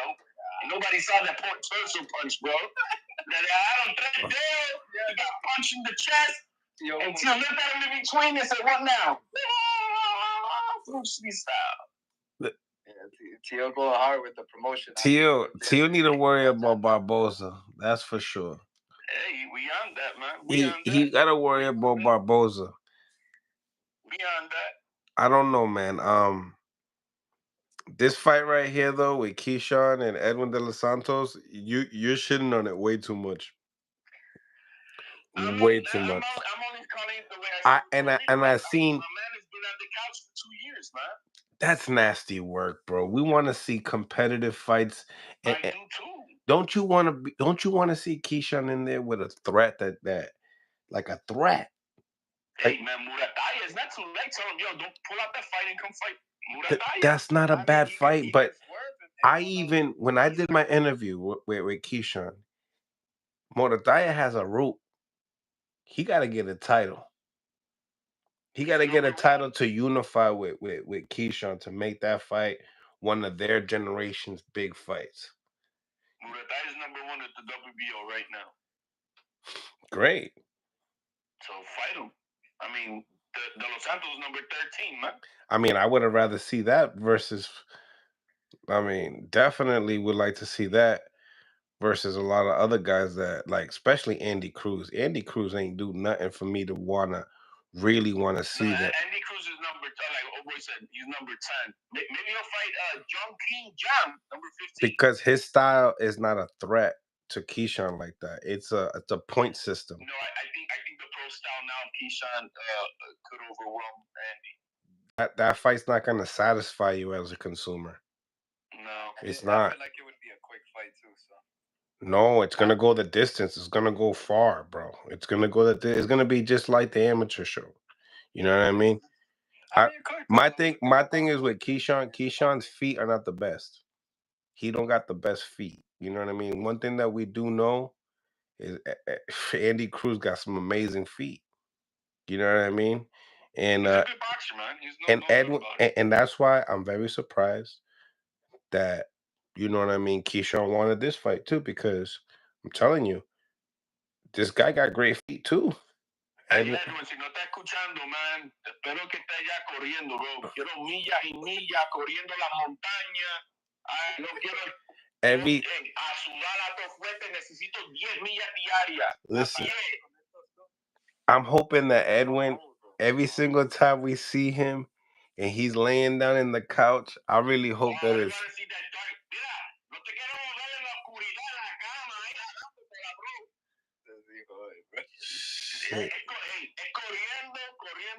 Listen. take that back. You want to see Edwin versus Keyshawn Davis more than Andy Cruz versus Keyshawn. Take it back. I take that back. I take that back. See, I could trust in you right there. That's good. I can take that back. I can take that back. So it's a more exciting fight with De Los Santos. Because when I heard, the best De Los Santos, because that's all. I was bumping into other channels, and I'm like even Lonos. I seen him on the Voice, and he's like, "Yo, I don't want to see this fight. This is," and I'm like, "These are the fights I want to watch." Who does he want him to fight? He want to fight Andy Cruz. No, and it's not an exciting fight. It's not an exciting fight. My only issue is that he's been off, bro, and so I need to see 10 miles a day, man. 5 in the morning, 5 in the afternoon, and so busting it up in the gym, two, 3 times in the gym daily, bro. You got to put in the work. Edwin, si tú quieres ser campeón, tú tienes que poner todo ahorita. No estás jodiendo con más nada. Da las mujeres para el lado, deja de toda la mierda y es todo el gym. Si tú quieres ser campeón y representar tu gente, I'm gonna tell you. quieres representar tu gente, esta es tu oportunidad, es tu segunda oportunidad que tienes. Eso no va a pasar de nuevo. Shout out to my man Eric Kelly in the building. What's going on, Ethan Badlands talking about, I sparred Andy Cruz before. He's super sharp and hard to hit. Absolutely. E in the building. What's going on, E? Then we got Andrew Smith Thomas and 140 wins with 12 KOs. Eric Kelly in the building, ladies and gentlemen. Brother, I gotta ask you, man, what you think about this fight? June 7th, Edwin De Los Santos versus Keyshawn Davis. Break it down for me. Break it down for me. Let me tell you something how this gonna go. How's it gonna go? Edwin De Los Santos and Shakur Stevenson was a good fight. Shakur Stevenson was able to outbox him. Shakur Stevenson doesn't have the power Keyshawn. Shakur Stevenson got the same power that Keyshawn got. Meanwhile, Edwin De Los Santos, real good fighter, real strong fighter, but he don't got the skills that Keyshawn got. Shakur don't got the power. De Los Santos don't got the skills. Keyshawn got close enough to the skills Shakur got to stop and power to stop De Los Santos. To stop De Los Santos. Stop De Los Santos. Listen to me. We saw De Los Santos quit. When in that Keyshawn? De Los Santos put on pink. Oh, what? When? When he fought Tank. He never fought Tank. No, he never fought Tank. Oh, I'm tweaking. Oh, you're talking about that other De Los Santos. You're talking about De La in Mexican. I'm Santa Cruz, you thinking? Yeah. No, he stopped Santa Cruz to the uppercut. He sat on the stool and then come out. Who was that? Against Tank. Look it up. He didn't want to Hector Garcia? Garcia. I think it was Hector Garcia. Meanwhile, De Los Santos and Shakur got busy. A lot of people. That was the least amount of punches thrown in a championship fight. What busy did they get? Say what? I get. They got busy. That was the least amount of punches thrown in a championship fight. It broke the record. Guess what? That was a slow dance, bro. That was slow dance. They got busy. They got They got in there. Two pugilists got in there. They threw punches at each other. It went the distance. They got busy. Did they get busy at a high rate? No, but they got busy. Nah, man, I don't saw that busy at all, man. That's like we're gonna respect pugilism for what it is. They got busy. Nah, man. It was like you stuck in front of the train tracks with a train that's like 10 miles long. That's how slow that fight was. They got busy. I respect it. I respect it all because I respect the different levels of the fight game. If you did, you wouldn't compare Keyshawn having the same levels as Shakur. Like it goes like this. It goes like this. Willie Pep is heralded and looked up to for winning rounds and not throwing one single punch. Or the judges don't know how to score a fight. Or defense, the manly art of self-defense, emphasis on art. It's so much more than what's being glorified. You just said that.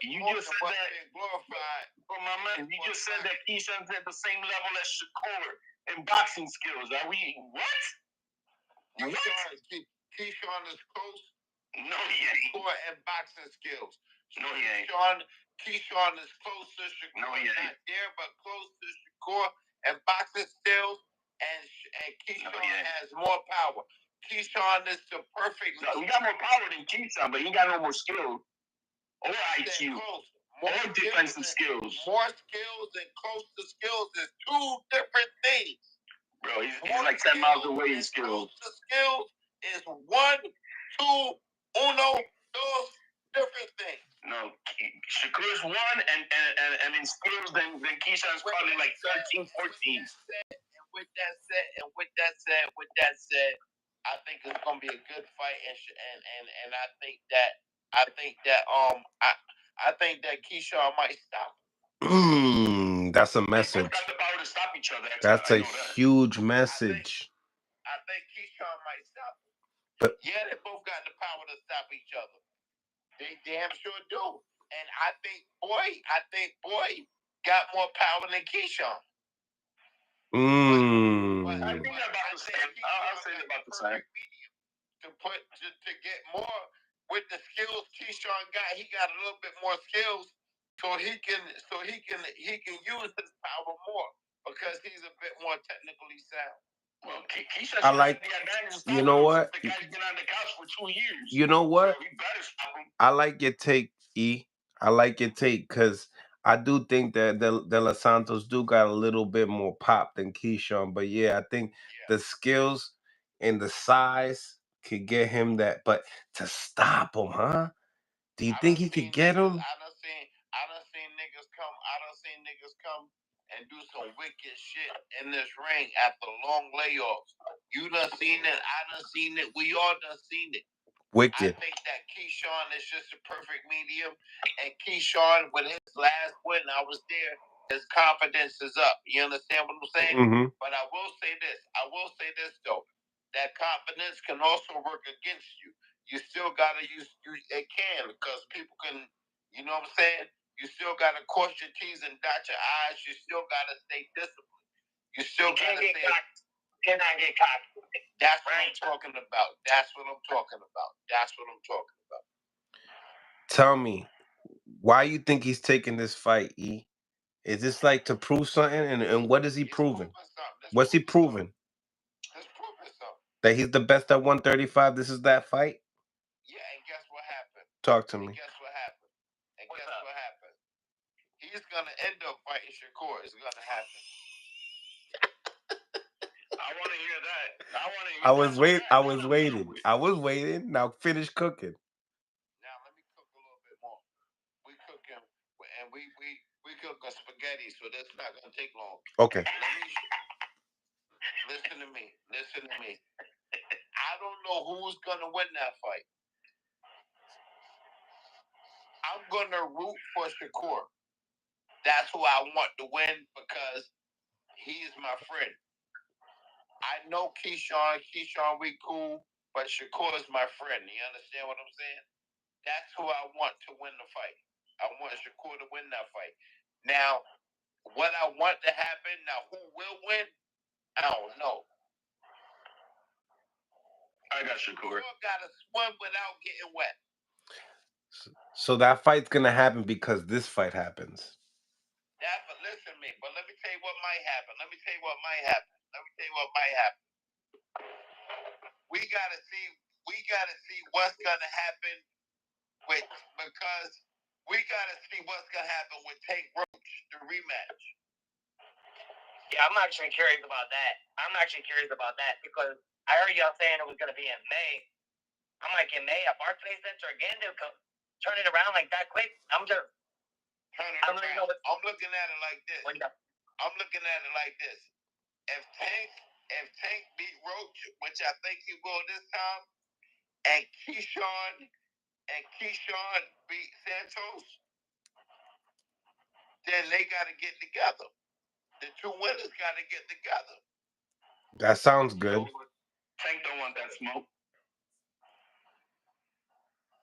I wouldn't say Tank is excited about that fight.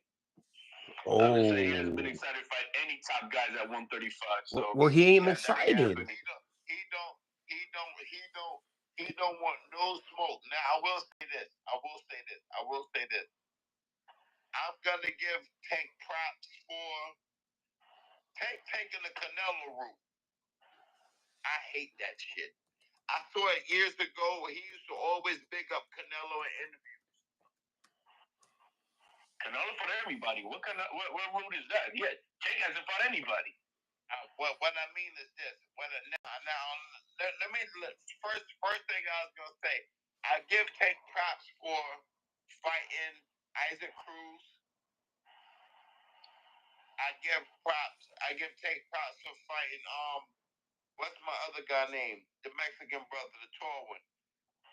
Barrios. Yeah, Mario Barrios. I give him props for Pedraza in your city. Yeah, in my city. I give him props for those two fights. I don't necessarily give him props for the Rolly fight. What about for the Ryan? He gets so props for the Ryan fight. Okay. So those are two legitimate fights that he don't get total props for Ryan. No. I don't give him props for Rolly. I give him props for Barrios, and I give him props for Isaac Cruz. Would you give Tank? Would you give Tank more props for Ryan if Ryan didn't pop for PEDs? Has nothing to do with the PEDs. No, will I? No, because that wasn't the same fight. That was years apart. Weight drained, catch weight, that killed Ryan. Oh, so that he had an injured rib. Okay. I'm not gonna argue. That rib shit is no joke. I ain't gonna argue with that. Fractured a rib one time, but that rib pain. It's a bitch. I don't know how to do that. You can't. When the rib pain, I done had my ribs fucked up before. You can't get out the bed. No, you can't. For real. No, I mean, hands to God, like, you know what I mean? I just without hurting, bro. So you can't lay down comfortable. You can't hardly do anything. I don't understand how these guys fight with. But I'm with you, man. Can Tank get? Tank's two legitimate fights is Pedraza and Barrios. I give him props for those fights. He can't get no pop. He can't get no props. Yep, Pedraza. I give him props for Barrios. And like I said, I'm gonna give him props for Isaac Cruz. What about Frank Martin? No, he was weight drained, bro, and I don't know. No, here we go. So. Here we go. I never saw Frank Martin as it. Nah. I never saw Frank Martin as him. He's not that guy, man. Where has he been since? Shit. Where has he been since? I seen him. I seen him about a fight out in an after party. He was cool with Errol. Errol was promoting him, and he came up with Errol. You understand what I'm saying? Trained by Derek. Alright. Well, okay, what's next? He disappeared with Spence, bro. The same year. Damn. They both went on vacation. Nasty work. A lot of suspense. Nasty work. They on vacation. Yo, so does Tank get credit for the Lamont Roach fight? Yeah. He lost that fight. So yeah, there's no. Look at the credit that he lost. You want to hear some real shit? Talk to me. So you know what I think? I think that was two friends because they lifelong friends. I think they was just doing business with each other, looking out for each other. I really think that was a hustle. We got hustled. We got hustled for the pay-per-view. Yeah, we did. But I think that's what that was. Yeah, but Tank got rocked like 3-4 times in that fight. So how is it a hustle when he's getting rocked? and dancing bachata, bro, because he was, bro, he was made to call a timeout. His balance was off, but he was turn his back, get his hair grease off his face. You can hit me if I dance. Okay, I dance, but don't come in for the kill. Remember, you my mans. Don't come in for the kill. Hey, but he said, "Remember, you're my mans." But in the hustle, did anybody ever come in for the kill? No. Yeah, well, I mean, for the kill. But in the hustle, do you try to bite your opponent? Say what? In the hustle, do you try to bite your opponent? I don't even look at that as real. I look at that. I don't even think that's. You were about to do a Mike Tyson chomp on Lamont. I think that's the internet. Let me tell you something about the internet. The internet fucked up boxing. He had his mouthpiece down by. We didn't see his teeth do nothing. No, if he did that, boy would have said something in the post-fight interview. But you see it. To the ref. No, you see that he tried to chop on him. I ain't see shit. You saw his mouth. I saw it. And the weird was giving him a hickey, bro. You ain't see a motherfucking thing. Hey, I saw him almost give him a hickey. You think I was giving him a hickey in a weird position. In the post-fight interview, he didn't say nothing. You don't think boy would have made like, yo, rap, like, what is he doing? You don't think he would have brought attention to that? Use your head for more than a hat rack. Yeah, you didn't buy him, but he almost did. Use your head for more than a hat rack. Hey, Holyfield didn't react until he got bit. He said more than a hat rack. But guess what? And guess what? If someone's coming to bite you, you know how someone's bitten you before. You can feel that shit. You know what the fuck time it is. Yeah. Why is your mouthpiece by my ear, nigga? Like the fuck going on? He's seen a Holyfield fight too. Niggas know what time it is.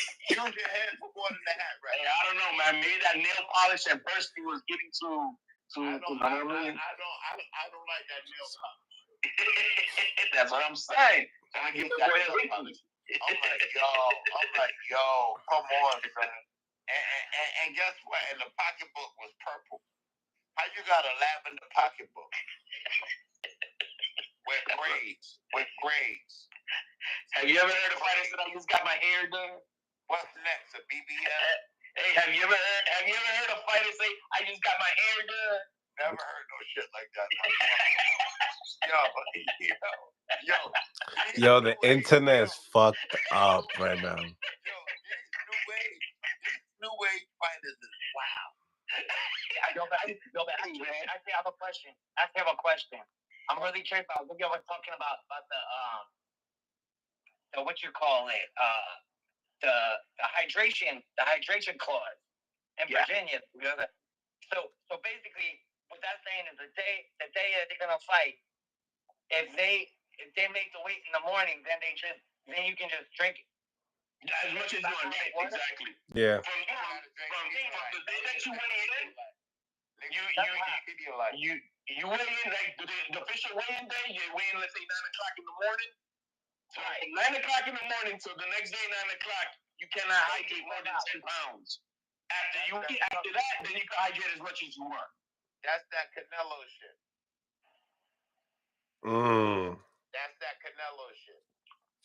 What Canelo shit is that? What Canelo shit is that? Look how many weight clauses Canelo done issued. I haven't seen one, bro.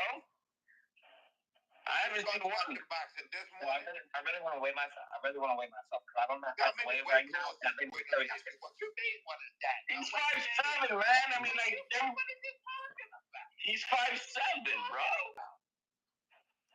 What is he talking about? I don't know what he's talking about, man. Something like the face of boxing is just doing what he got to do. That's why boxing is in the bad spot that it's in. Nah, it's in the bad spot it's in because of that other road runner, the Mayweather, man. That's why it's where it's at. Mayweather fought Pretty Boy Floyd, fought all the killers. Pretty Boy Floyd was the blessing. Jose Luis Garcia. Talk to him. Mitchell. Talk to him. But all these guys grew up watching Money Man. DeMarcus, Chop Corley. Oh. Xavier, Super Judah. Go into the bag, dog. Come on. I'm gonna name fighters you don't never heard heard of who are legendary champions in their prime when he fought. And then I'm gonna ask you who they fought. And you gotta tell me who they fought to see what you know. He wanna talk about the historian I'm gonna part. talk about this shit. And we're gonna talk. All right, let's talk about it. Let's talk about it. Let's talk about it. Let's talk about it. Let's talk about it. Let's talk about it. Angel Man Freddy, like my son. Angel Man Freddy. Who Gennaro Hernandez? Who answer me this question? Who Gennaro Hernandez? Not you. Not you. You quiet. Who Gennaro Hernandez? Get off Google. Get off Google. I'm talking to you. He said get off Google. I'm talking to you. Get off Google. You niggas became boxing fans yesterday. Talk to him. I forgot more than you know. Oh. I forgot more than you know. On my chain. I forgot. I fought half these niggas. I fought half these niggas. I beat a couple champs. I've been in with Jermaine Taylor, got the W. He beat Bernard twice. I've been in with Jeff Lacey, got the W. Jeff Lacey? I lost to Andre Ward. Oof. You understand what I'm talking about? Talk to him. I done been around. Talk I'm not one of you niggas. I'm no disrespect. Talk to him. I know this shit. Talk to him. But you're talking about the pretty. You're talking about pretty boy. Arturo Gotti got me ready for my fight. Hey, but you're talking about pretty boy. I'm talking to you. Arturo Gotti got me. I'm letting you know who you talking to. We gonna talk about me for a minute. Let's talk about me for a minute. Arturo Gotti got me ready for my fights. Arturo got me ready for my fights. Rest in peace, Arturo. Arturo brother Joe Gotti, Lightning Joe Gotti, got me ready for my fights. Wow. Me and Suku Pao came up together, same age, went to school together, boxing together, got me ready for my fights. Pretty Boy Floyd at his time is Pretty Boy, but Money May messed up the game. Let me tell you something. Money May messed up the game. Pretty Boy first. Yeah, but the new generation grew up. But the new generation grew up watching just Money May. They don't know that Pretty Boy put in the work. You can't be Money Mayweather without being Pretty Boy first. What I mean by this, is, because sometimes you got to break shit down for them. What I mean is that when Pretty Boy did everything he was supposed to do the right way, did you know he was only worth about $2 million? But he put in the work. After beating all the world champions that he beat in the sport of boxing, to get to that level, undefeated champion of the world, WBC champion of the world, did you know that he was only worth a couple $1 million? He didn't make his big technically fought. He had to buy his way out of his contract, $700,000. Yeah. But the new generation grew up watching Money May only. I'm not mad at son because he did it right in both errors. He had 2 errors. He did it right. Nah, he had 3 errors. He did it right in both errors with Gregorio Vargas, Jose Luis Castillo. 2 times ran it back. The first fight, okay. You know what? Why didn't you run it back with Zab, man? Diego Corrales. You know why? You know why? Listen to me. Angel Man Freddy. You understand? That was big. And that's only 5. You want me to name several more? He called it back with Zab. That's all I know. He ran it back with all those others. He didn't run it back with Zab. World champions. He knew that Zab had his number in the next time. He didn't want Zab again. Listen to me. Man, Zab an animal. You'd rather sandpaper a lion's ass than give away his credit. Sandpaper a lion's ass.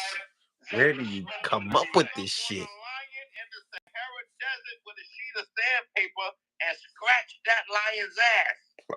You'd rather do that than give that man his just due respect.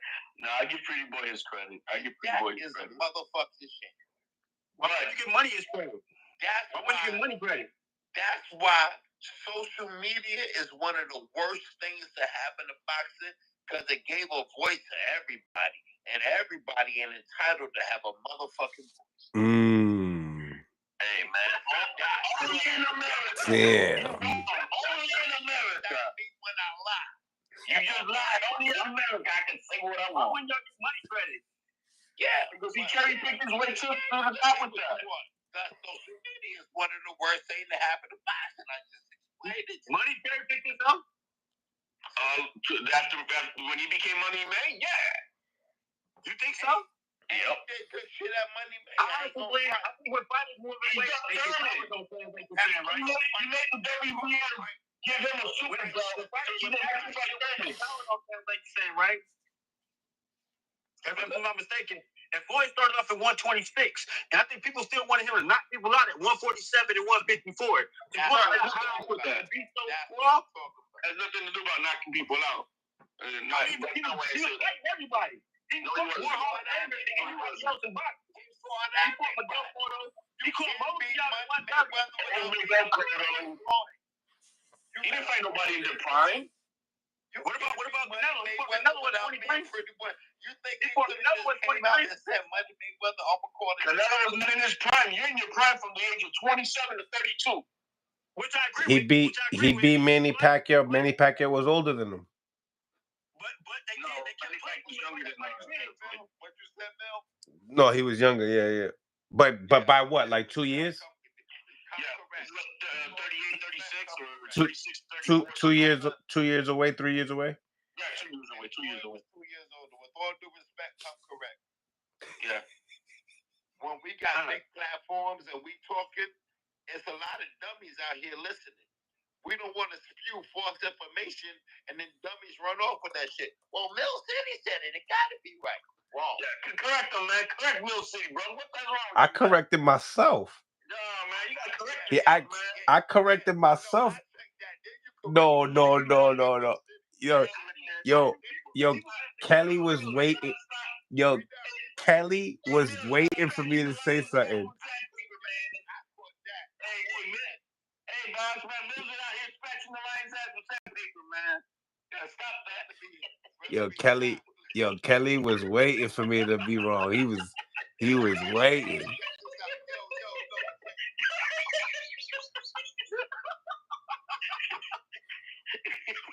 This is funny, bro. Nasty. Hey, y'all can't disrespect Floyd like that, though. TBE is TBE, bro. When you go overweight, you're not supposed to expect fighters to do all the things. He fought more Hall of Famers. He fought when he was Pretty Boy. He was fighting everybody. The older you get, everybody. It's not his fault. Him and Canelo wasn't in the same era, but he fought Canelo when we told him to. And anybody who thought he tried to fight Canelo when he was 19, bro. That's some nasty word. Listen to me. Canelo was undefeated. Canelo, he was a killer. Alvarez, when he fought Canelo, he was undefeated champion of the world. When you're with 40-something fights, when you're the undefeated champion of the world, that means that you are ready for the world. And he put him on a hydration clause and a catch weight. What's wrong with that? Guy's 23 years old. He needed to put him on a rehydration clause. Yeah, but look at him now. He's light heavy. Yeah, light heavyweight right now. Well, let me get this off. Let me check you again. Canelo had issued Floyd the clause, and Floyd took Canelo up on the offer. Floyd said, "Okay," he said, "Well, I'm gonna do that." That's not true. Look it up. That's how much you don't know about boxing. Canelo's my cousin, man. I talk to him all the time. Ask Scully. You want me to call Scully? I get Scully up here right now. Why would you disadvantage yourself? Hey, I'm gonna give you a break. Canelo was at the time. Canelo was. Hey, that's who Canelo. That's what Canelo did. People get marked up for that. And listen to me. You on the platform spewing BS because your knowledge ain't up to par. What I'm saying is real deal Holyfield. If real deal Holyfield. Shoot me in the fucking throat. If I'm lying, shoot me in the throat. Canelo issued the weight clause, and Floyd took him up on that offer. I don't know. I don't know. I know one thing. I don't know how that got into it. I can get Scully up here right now. Hey, wait, can I say this though? I don't think John up here right now. I don't think people give Marcos Madonna enough credit for who he was as a fighter as well. Because I'm not mistaken, Marcos knocked out Victor Ortiz, and then he beat AB. So I think that was a good win for Floyd as well. That was a real good win for Floyd. Yeah, that was a good win. But you know what's so crazy? Amir Khan stopped Marcos. No, he didn't stop him, did he? With the body shot. No, he dropped him. He ain't stopped him, though. That day. He dropped him, but Amir Khan won by unanimous decision. Mm-hmm. Yeah, he dropped him with that body shot. I can't be up here spilling false information. I was about to say, I remember that fight. If you watched that fight, though, he came back and was beating that ass. But Kelly, you just said that he stopped him. I said, and that's why you ain't hear me just say I can't be up here spewing false information. You ain't hear me just say that. Yeah, you don't know. I just had to make sure that we checked you real quick. So the last two fights for Maidana was Floyd Mayweather, but he didn't want to rematch. He didn't want to rematch Superstar. I got problems with that. Would you rematch Superstar? You don't give me a chance game and say hell no. I want that. I'm gonna give that was a fucking animal, bro. I know he was. You take that back. Garcia is a badass motherfucker. That dude was a bad motherfucker, bro. He was a fucking animal. He is. We need their whole fight. You know what I'm saying? Do not let Zab get hyped. That was their whole thing. Don't let Zab get hyped. Zab had the nastiest uppercut. We need a rematch. We're not talking down on. We need a rematch. We need a rematch now. We can have that fight as an exhibition. I want to see that fight. Hey, 2025. Y'all probably know Zab personally and shit. Like, I heard that Zab knocked Floyd out the sparring before. I used to see that shit meeting or interviews a lot. I gotta ask Zab. I don't know about that. Man, we'll ask him on that live. We get the bulge information on our own. He started the channel, so we can ask him and he can tell us what he knows, right? I mean, if he wishes to share. They used to spar a lot when they was kids. I used to spar Zab. I see girls with a grin on his face. Hold on, I want to hear that. I can't hear him. What you said, Kelly? Knocked me out. Hold on, what you say before that? What he hit you with the uppercut, Kelly? Nah, straight left. Straight left? Damn, he remembers it too. You didn't see it coming? Nigga, I was there. Zab, let me tell you something. Zab, listen. Were you there the whole time? Yeah, I was there the whole time. No. Who left the gym first? I felt every punch. I took it like, oh. And I was ranked, it ain't like I was legit. I was ranked number 1 in the country at the time. I think that was in 98. Nah, you was a good amateur, man. At the time. Zab had just turned pro like a year or two ago. Zab hit me with a straight left hand and the right hook. Boom. And I just laid on the fucking ropes. Juan Laporte did knock me out. I don't think Zab gets the credit that he deserves, bro, because I think he was like the monster. And you know what? He's not lying. And he fought everybody. Real rap. I got mad love and respect for Zab because I know he did it all. And you talk to him now, he's one of the most nicest, genuine, humble dudes out there, man. It doesn't reflect the same person of the monster that he was. He's such a good dude. He's always been like that. Like even when he was like Zab Judah 2000, 2001, 3, whatever, he was always like that. He always that was Gil Cotto Zab. That's like my top 5 fights right there. Gil Cotto Zab, that was like that fight was so, bro. When you watch a fight like that and you see that's how fighters are supposed to act. And he's like, neither one of them had you quitting their heart, and they gave it everything they fucking had. You know what I'm saying? And even in the end, with that I was screaming with that nigga like, yeah, nigga, fuck you, we ain't no bitch. That shit was crazy, bro. That's like I said, it's one of my top 5 fights of all time, bro. I love that fight. But listen, Zab whole family, I know all of them. Like, we all grew up together.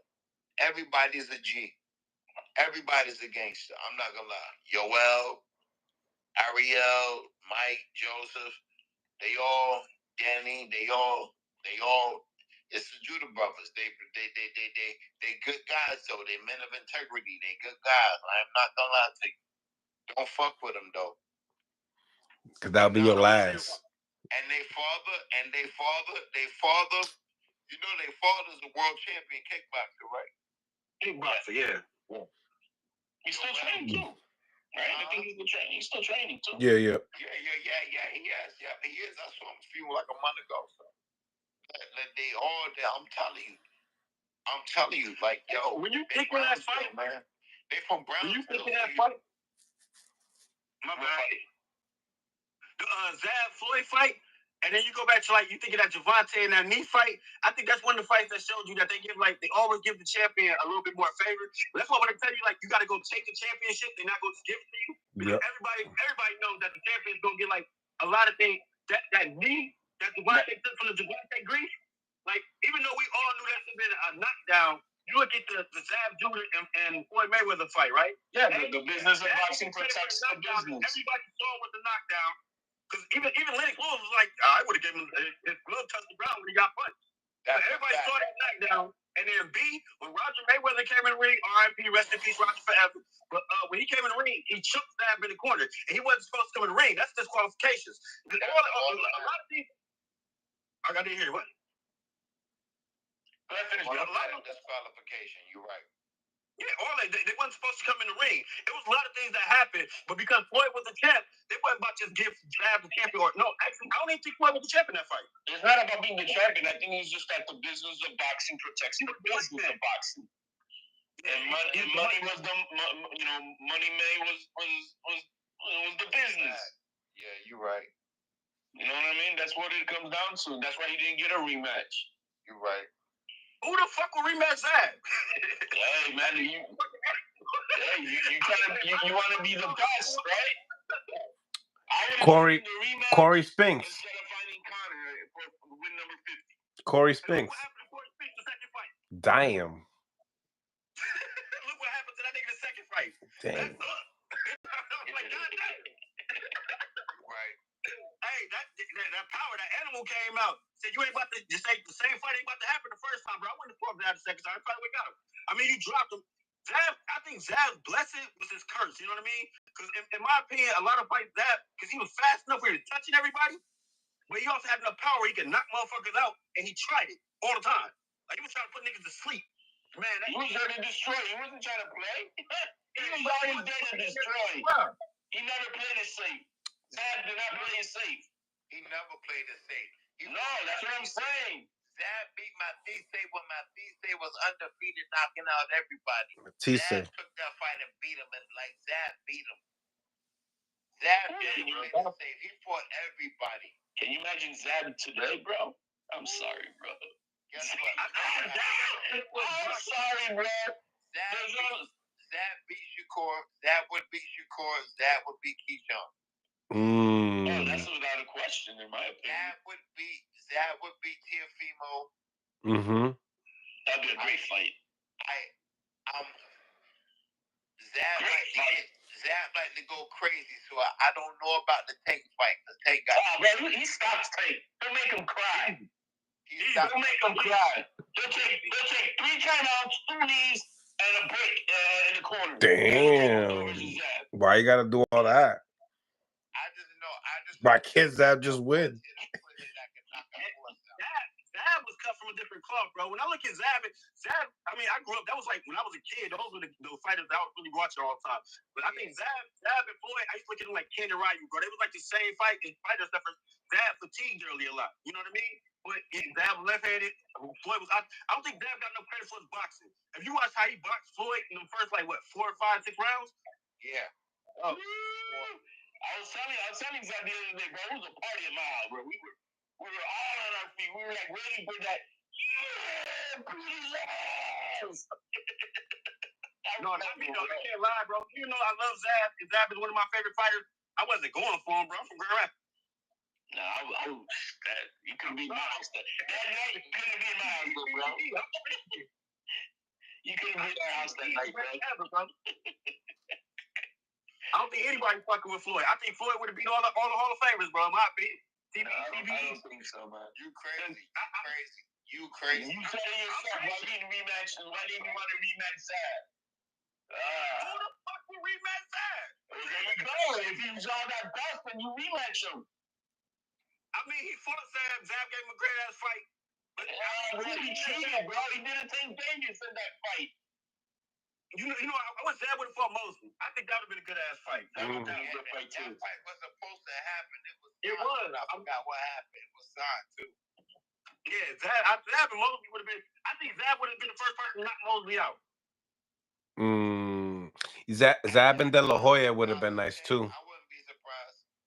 Zab and De La Hoya would have been nice. You said Zab and Oscar De La Hoya? Yeah. Hey, Zab big was crazy. I'm gonna say this one more time. Too big? Listen to me. I'm gonna say this one more time. Oscar. Too big? Too big. How? Who fought Floyd? Because Floyd is bigger than Zab. Floyd wasn't bigger than Zab, what? A little bit. Crazy. A little bit. You never saw Zab go up to 154. Yeah, he did. He got a title and he went back down. No, right. He went back down. See? Let me check you real quick. He went to 54, got a title, and came back down. 152. But it was for the 154-pound fight title is what I'm saying. Right. Zab Judah didn't go that high. He did though. Right, but if you listen to the first, they could be wrong, but like I said, again, I'm not in y'all. But the commentator said it all the time that Zab believed he was a bigger man than Floyd. In the interviews, he said it all the time too. In the amateurs, Zab was 32, Floyd was 25. In the amateurs, Zab was 32, Floyd was 25. Zab was the alternate to my man from Philly. I'm drawing the brain fart. Long story short, I said, listen to me. Find Oscar De La Hoya. No one touches him. Find Oscar De La Hoya. You know Trinidad whooped his ass at 26 years old. We're both the same age. Talk to him. Shit out of Trinidad. Let me tell you. Floyd got not running the last few rounds. Last 3 rounds. Dancing around the ring the last 3 rounds and gave away the fight. You felt that power. He felt the power of Tito Trinidad. He felt that power and got on his butt. I was about to get knocked the fuck out. Around the ring because Tito Trinidad knocked a horse out. He was going to knock him out. That's why he was running. He said, "I'll knock a horse out." Up against Tito and this 9 rounds to zip. Keep going. Don't listen. You got to fight. It was not no 9 rounds to zip. Stop that, cat. 9 to 8 what? 8 what? What was it? 8 to zip. damn. Stop it. I had Oscar winning the fight, but damn, it wasn't like the way you seen it. You also had Jermaine Ortiz winning the fight versus Tia running on that Boston Marathon. You know how it's going to be, bro. Shit, half of the world did too. More than half of the world did too. Jermaine was in that fight. Jermaine did a great. I think he was winning some rounds too. Bro, Tia was swinging that air. Nobody fought more killers than Oscar De La Hoya. The fighters today are not built like Oscar De La Hoya. They did not fight Bernard Hopkins. They did not fight. He fight Bernard Hopkins? Yeah, but he lost to all the killers. He lost to all the killers. Did he fight Bernard Hopkins? He got stopped. Did he fight Bernard Hopkins? Yeah, he got stopped. I know he fought him, but did he fight him? Yeah, he went in there. You ain't see him get stopped with the body shot. Did you see that? Did you see the body shot? Yeah. You see how close it was when he went down? You think that body shot? That kidney shot. Y'all just admitted it. Y'all just said it yourself. Oscar a dog. I think Oscar was a fucking dog too. The Golden Boy was the fucking problem. A body shot like that, I understand Bernard Hopkins was way bigger, but if he really wanted to keep going, it's Oscar De La Hoya. He wasn't no bitch. He wasn't no quick. Do you know I think he could have shot. No, not a kidney shot. You know what a liver shot will do to you? Paralyzed. Yeah. There's nothing you can do. I mean, there's almost next to nothing. That's no need to go there. Bernard Hopkins. Do you know what a liver shot will do to you, bro? I think he just gave Bernard Hopkins a payday. He tweaking. Watch the fight again. I mean, I think it was the same thing fighting like Lamar Roach and Javante Davis. Two buddy fighting out. Buddy. Yeah, but you're not gonna make the ASAP look like you're getting your ass kicked if it's just your buddy. Tank was getting his ass kicked. Here we go. HLD with the hate.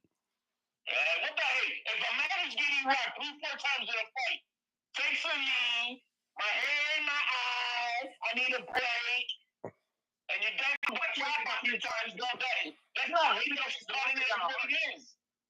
I don't think Javante got a heart. I think he's a great fighter, but I don't think he got a heart. That's why we want to see him fight Shakur so bad, because in my honest opinion, I think Javante box is good enough where he can hit Shakur. And if he hits Shakur, the question is, how much of a punch can Shakur really fucking take? You know what I mean? You can't run from everybody. It's gonna be a fight. Lomachenko would have that boy crying, bro. Ryan Lomachenko would have Tank crying. They don't call him Tank anymore. They call him a Volkswagen. I agree. That's one of the reasons I don't like Javante. When they tried to set that up years ago, he started saying, "Oh man, Mayweather want to see me lose." Yeah, I don't like that bullshit. How you gonna sit there and you a fighter, you supposed to be a killer, and tell about some Floyd trying to set me up? That's part. You're supposed to fight everybody. You the world champ, world champ. When you're world champ, you're ready for the world. The world. Can you imagine Jack? Be the NABF champ. Be the USBA champ. If you too scared of the world, he's trying to. How are we trying to set you up? Think about it. Time out. He's trying to set you up because he wants you to do what you're supposed to do as the world champion. Man, you see what he did? Floyd paved the way for you, you stupid motherfucker. Damn. Yo, Tank, you're gonna have to turn it up now, bro. You're 30 years old, and now you're gonna have to turn into something different and show the world who the fuck you are. Tank, you got to prove it. He got to prove it. 30-year-old fighter. He ain't a prospect. Tank is great, bro. You can't take his credit away. He got some fights that's legit, especially in this era, because everybody getting their fights like they should be, in my opinion. I already pointed to those fights. We had that conversation with Barry. Right. And I heard that conversation, and I agree with him. He got some legit ass names. But don't talk about fighting the top killers. That's what I'm saying. He got one of the 14. He just need one more of them teams. He just need one more of those teams. And around his division. He ain't fighting the top killers. Right. Lomachenko fight never happened. Right. Never happened. The Shakur fight, what we doing? The Teofimo fight didn't happen. But the Lamar fight happened. The Lamar Roach fight happened. The Rolly fight happened. The Ryan Garcia fight happened. What a killer! I said this the other day. Hear this out. George Kambosos has fought more killers than Tank Davis. That's a fact. Damn, that's nasty work. That's a fact. You can't take away greatness. You can't take away his talent, who he is. He's a good fighter, bro. And that's why we want to see him. He's a good fighter. Stop using the word greatness. Because you're great when you do it against other greats. That's what makes you great. Say good fighter. I don't like Jordan. I give him credit. We use the word great too loosely. Facts. Good fighter, yes. Undefeated fighter, yes. A world of potential, yes.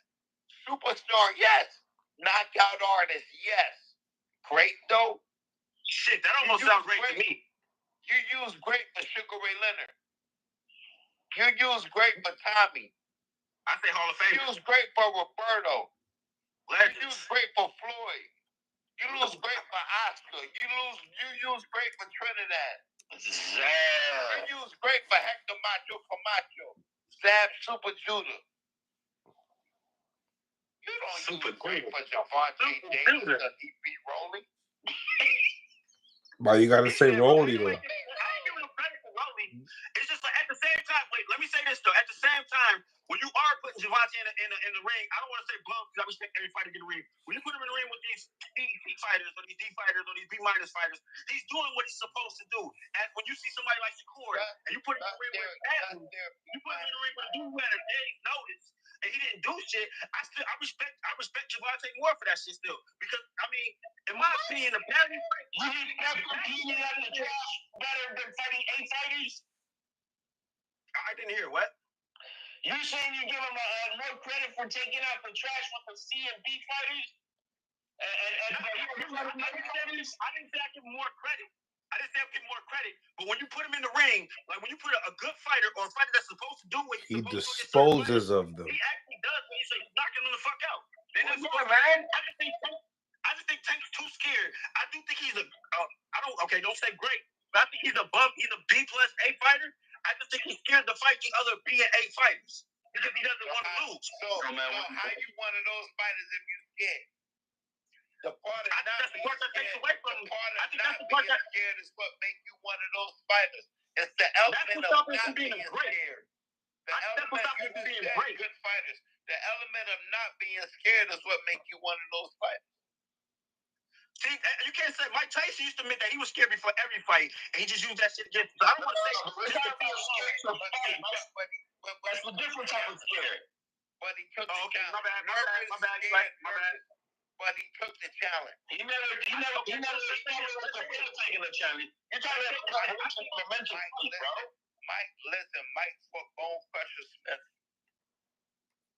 That dude was Mike for TNT. Mike for TNT. Bro, I'll make y'all mad talking about Mike Tyson, bro. I'll make y'all mad talking about Mike Tyson. Y'all from New York too? I think Mike Tyson was the most overrated heavyweight ever. My man. In my opinion. 1985 to 1989, Mike Tyson was the most dominant force in heavyweight. Period. Well, what happened when they put him in the ring with legit? What happened when he put him in the ring? What happened when the real deal moved up? What happened when Holyfield moved up? Okay. Bro, again. He lost one fight to an all-time great. Okay. He lost what about Lennox Lewis? Who is Buster Douglas? Like I said, 1985. He said, "Who is Buster Douglas?" James Buster Douglas was the guy that had his number. Who is Lennox Lewis? He's one of the Lennox Lewis? One of the best heavyweights. Mike Tyson lost all his big fights, bro. He lost all his big fights. Yeah, Lennox Lewis career, man. Listen to me. Do you know Mike Tyson is the only heavyweight champion to become undisputed by beating the champ of the WBC, WBA, and IBF? Did you know that? He came to house. That's 3 big fights right there. Mm-hmm. Name him. Bone Crusher. Right? What's my man named that beat Ali? You know, the WBC. You know what I'm talking about. Old as hell? He was old as hell. What the fuck? No, he was. Whoa. You don't know what you're talking about. He got the first belt? No, Trevor Burberry. Towards the end of Tyson's career. No, I'm talking about Trevor Burberry. Who did he take the belt from? Y'all said the dude that beat Ali. Trevor Burberry. Nah, it wasn't him. The dude that didn't want to come out the ring just Leon Spinks. It was Trevor Burberry. WBC. Muhammad Ali told him, yo, get him back for me. Muhammad Ali told Mike, get him for me. And Mike went in there, put in that work, and won the WBC champ. I think Mike Tyson was overrated, bro. I think he was highly. I think people loved him because he was a little heavyweight. I just know that he knocked out those guys to become heavyweight champ of the world. That dedicated. He's the only heavyweight to ever do it. Your favorite heavyweight, Mike Tyson. Mike Tyson, one of y'all. Do you think if you just name your the top 5 heavyweights like all time, is Mike Tyson even in like the top 10? Top 7? I'm gonna list my top 5 heavyweights of all time. I'm gonna list mine: Joe Louis,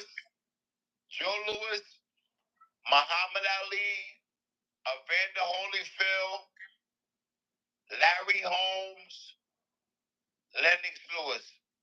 Mike Tyson is not in my top 5. Not mine. It's Joe Frazier. I keep going with names after that. That people I like Joe. Mike Tyson made a sandwich out of Joe Frazier, bro. You make a sandwich. Mike Tyson was at his prime.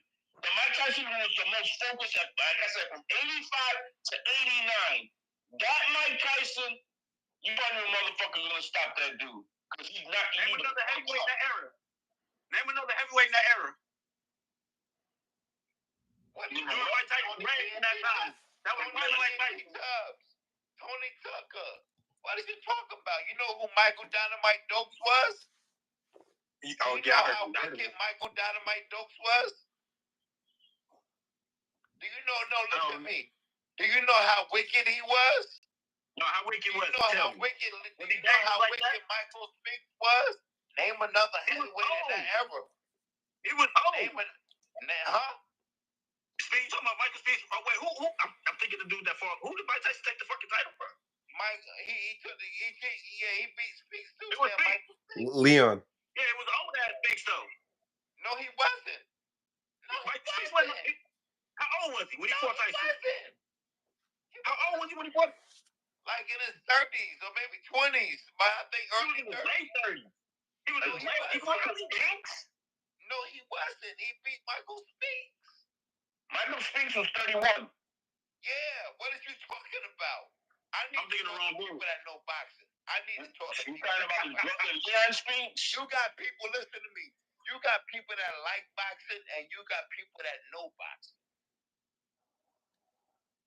I think I need to introduce myself. I'm Eric Kelly. Huge boxing fan. I don't know everything, but I like to call myself a historian. I like to call myself. Not saying the world does, but I do. But I'm just big on boxing. I'm just big on the history of boxing ever since I was a little kid. I was at Bo Holyfield's first fight. I was there live. I was there at a lot of these big fights. I was 12, 13 years old in Vegas. I was sitting next to Dick Gregory. I was there live. This is Dick Gregory. Yes, that was in 1993, November 93. I like. So when we talking this shit, I'm gonna go back. I'm gonna mention names. You saying who was so and so beat? Michael Spinks was undefeated when he fought Mike. Michael Spinks' only loss was to Mike Tyson. He never lost again. He never fought again. He was like, fuck it. Michael Spinks was the Olympic gold medalist. Was he 31? Huh? How old was he when he fought? I know Tyson was young too, though. Tyson was young, but I don't think I'm pretty sure he was heavyweight champ of the world of all time. Tyson was like 21, 22 when he fought. It was Mike Tyson was 21. Huh? Mike Tyson was 21 when he fought Michael Spinks. Yeah, Mike Tyson. How old was Spinks though? Mike Tyson, 31. 31. He was only 31? Yeah. He was only 31 when he made that man shit his pants. Did you know that Michael Spinks beat Larry twice? I thought Larry won the first fight. I thought he did too, man. I thought they robbed Larry. But listen, do you know Michael Spinks beat Dwight Braxton? Do you know who Dwight Braxton is? No, I don't know Dwight Braxton. I'm out of here. I'm having a conversation with the wrong people. Spinks retired. Break it down. We talking about. Break it down. If we're talking about Mike and we're talking about Spinks, we're talking about their opponents. Dwight Braxton. That's crazy. That's a name you should know. Champion of the fucking world. Icon. Killer.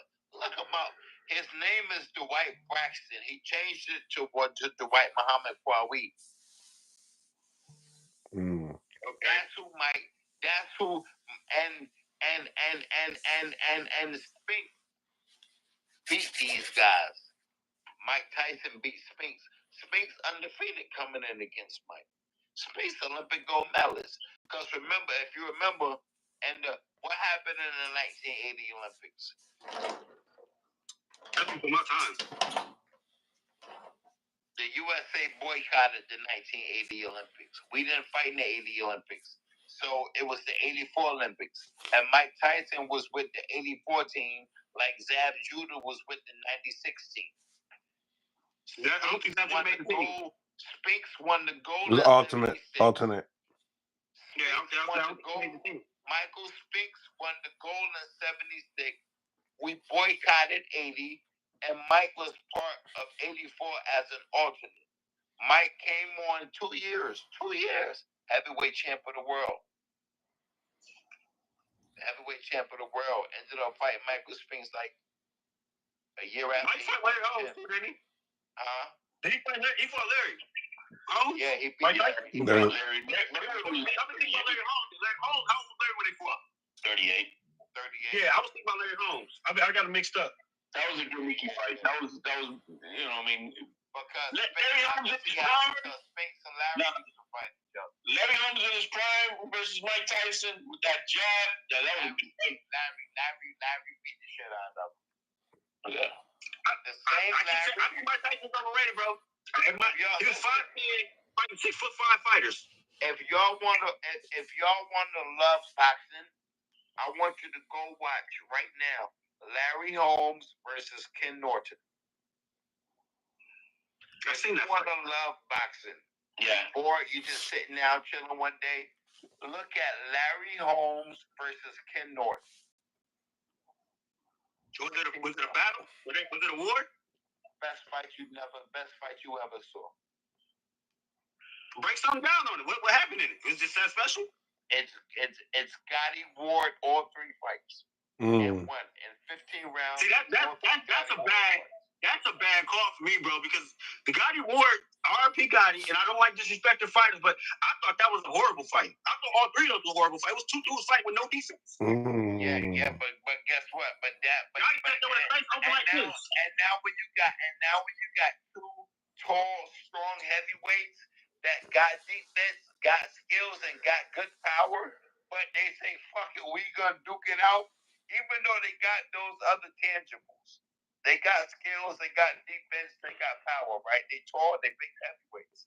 They threw all caution to the wind. Look, we started talking about the Spinks, and look who came in. You know how when you see your man, a nigga you got beef with, and it's personal, and it's on site. And this that shit was on site. Yo, that shit was on site. Holmes and Norton. Matter of fact, I'm about to look at that shit right now. Was they beefing like, what was his name? Barrera and Morales? Remember, they wouldn't even touch gloves. It was like that. Them niggas wouldn't even touch gloves. Yo, that's why I hate Canelo. Where the fuck that come from? That's why I hate Canelo. Canelo and Javante are the heart of boxing right now, bro. You can't hate one of the heart of boxing. Canelo, yes you can, because if you come from the real school of boxing, like I've been a fan of, grew up with the real school of boxing, how boxing is supposed to be done. Not all these weight clauses and rehydration clauses, and not fighting niggas that's 2 weight classes smaller than you. Like, how the fuck is Canelo fighting Bud, but he's not fighting Benavidez? That's only one fight. That's only one fight. That's only one fight. Well, yeah. How come he fought Charlo?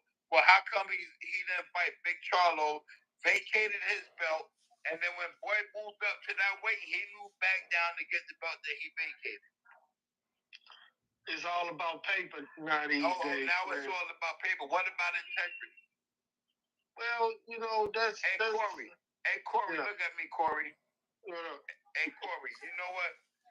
I was just sitting here talking about your Uncle Mike. A monster. Corey, listen to me.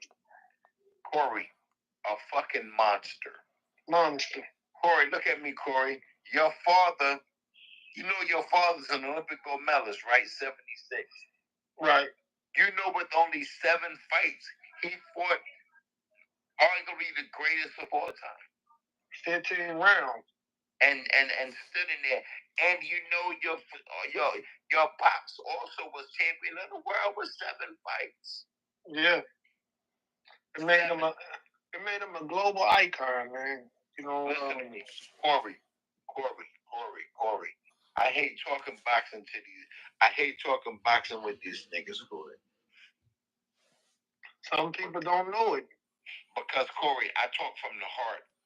And I go back, and what made me bring up your father is we was talking about Mike Tyson. They're like, who did Mike Tyson fight? There wasn't nobody around. I'm like, do you know who Michael Spinks is? The 1976 Olympic gold medalist, fought Larry Holmes twice, Dwight Braxton. Do you know who Michael the King Spinks is? Yeah.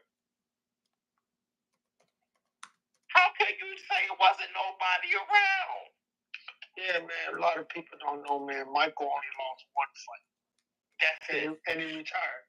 After he lost that 1 fight to Mike Tyson, he retired. That's what I said. I said that right there. No one beat the guy. No one wanted to see him. The guy that was killing everybody, Larry Holmes, Mike got him out twice. Not knocked him out, but beat him twice. Yeah. Yeah, fair and square. Yeah. Light heavyweight champ of the world. Yeah. Heavyweight champ of the world. Yeah. See, a lot of people don't do their history in boxing. Corey, let me tell you something. It's been so many great champions that's been overlooked and not talked about these days, man. Like one of my favorite fighters of all times is Michael Carbajal. Michael Carbajal, 1988 Olympian, was silver medalist. If you look at the Carbajal Chiquita Gonzalez fights, whoa. Listen to me. Michael Carbajal fought. The only person he didn't fight was Lopez. They was like 2 weight classes, 1 weight class apart. People wanted that fight.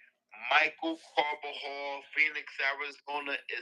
He had issues with his brother that fucked up his career in his head. Yeah. Michael Carbajal is one of the best fighters these niggas never heard of. See, like they say, like Benavidez, the king of Arizona is Michael Carbajal by far. He's the king of Arizona, man. Mill City. They love that dude down there. Mill City, Michael Carbajal. It's like the worst thing you could do to him is knock him down. Cause he gonna get up and tear your ass up. It's up. Like Trinidad. Didn't have like tremendous great defense. But man, listen, this man hit like a truck, bro. Small guy, man. Man, oh my God, man. I used to love watching it. I still talk to him to this day. I still get the same feeling like, man, you don't know. And guess what? And you know what? We fans of these guys. Use the world champ, killer, undisputed champ of the world. And we still, you still a fan. I'm still a fan. We're still, because these guys, we grew up. These guys paved the way for us. Yes. I'm going to go ahead and tell you. But I can't say too much more about it. Movie. Coming soon. It's happening. Oh, you got the green light? It's happening. I'm talking about theaters. Congrats. Theaters. Congrats. You guys, you deserve it. You guys deserve it. Your whole family deserves it. It's like within the last past week and a half or so, like. Nice. Yes, we've been talking about this for a minute now. Yes, man. Listen. It's fell into my lap, bro. Like, if anybody familiar with music, Jimmy Jam and Terry Lewis, the track masters. Look, they behind us. It's up. That's all you listen. The track masters is up. Up and stuck. It's the track master. I'm talking about Mills. I'm talking about for real, bro. Like it's happening. I'm proud of you. I remember Michael Carver Hall for Garcia. Oh my goodness. Oh man, dude. Yes, man. And Force dropped him twice. Yeah. His face was chopped meat.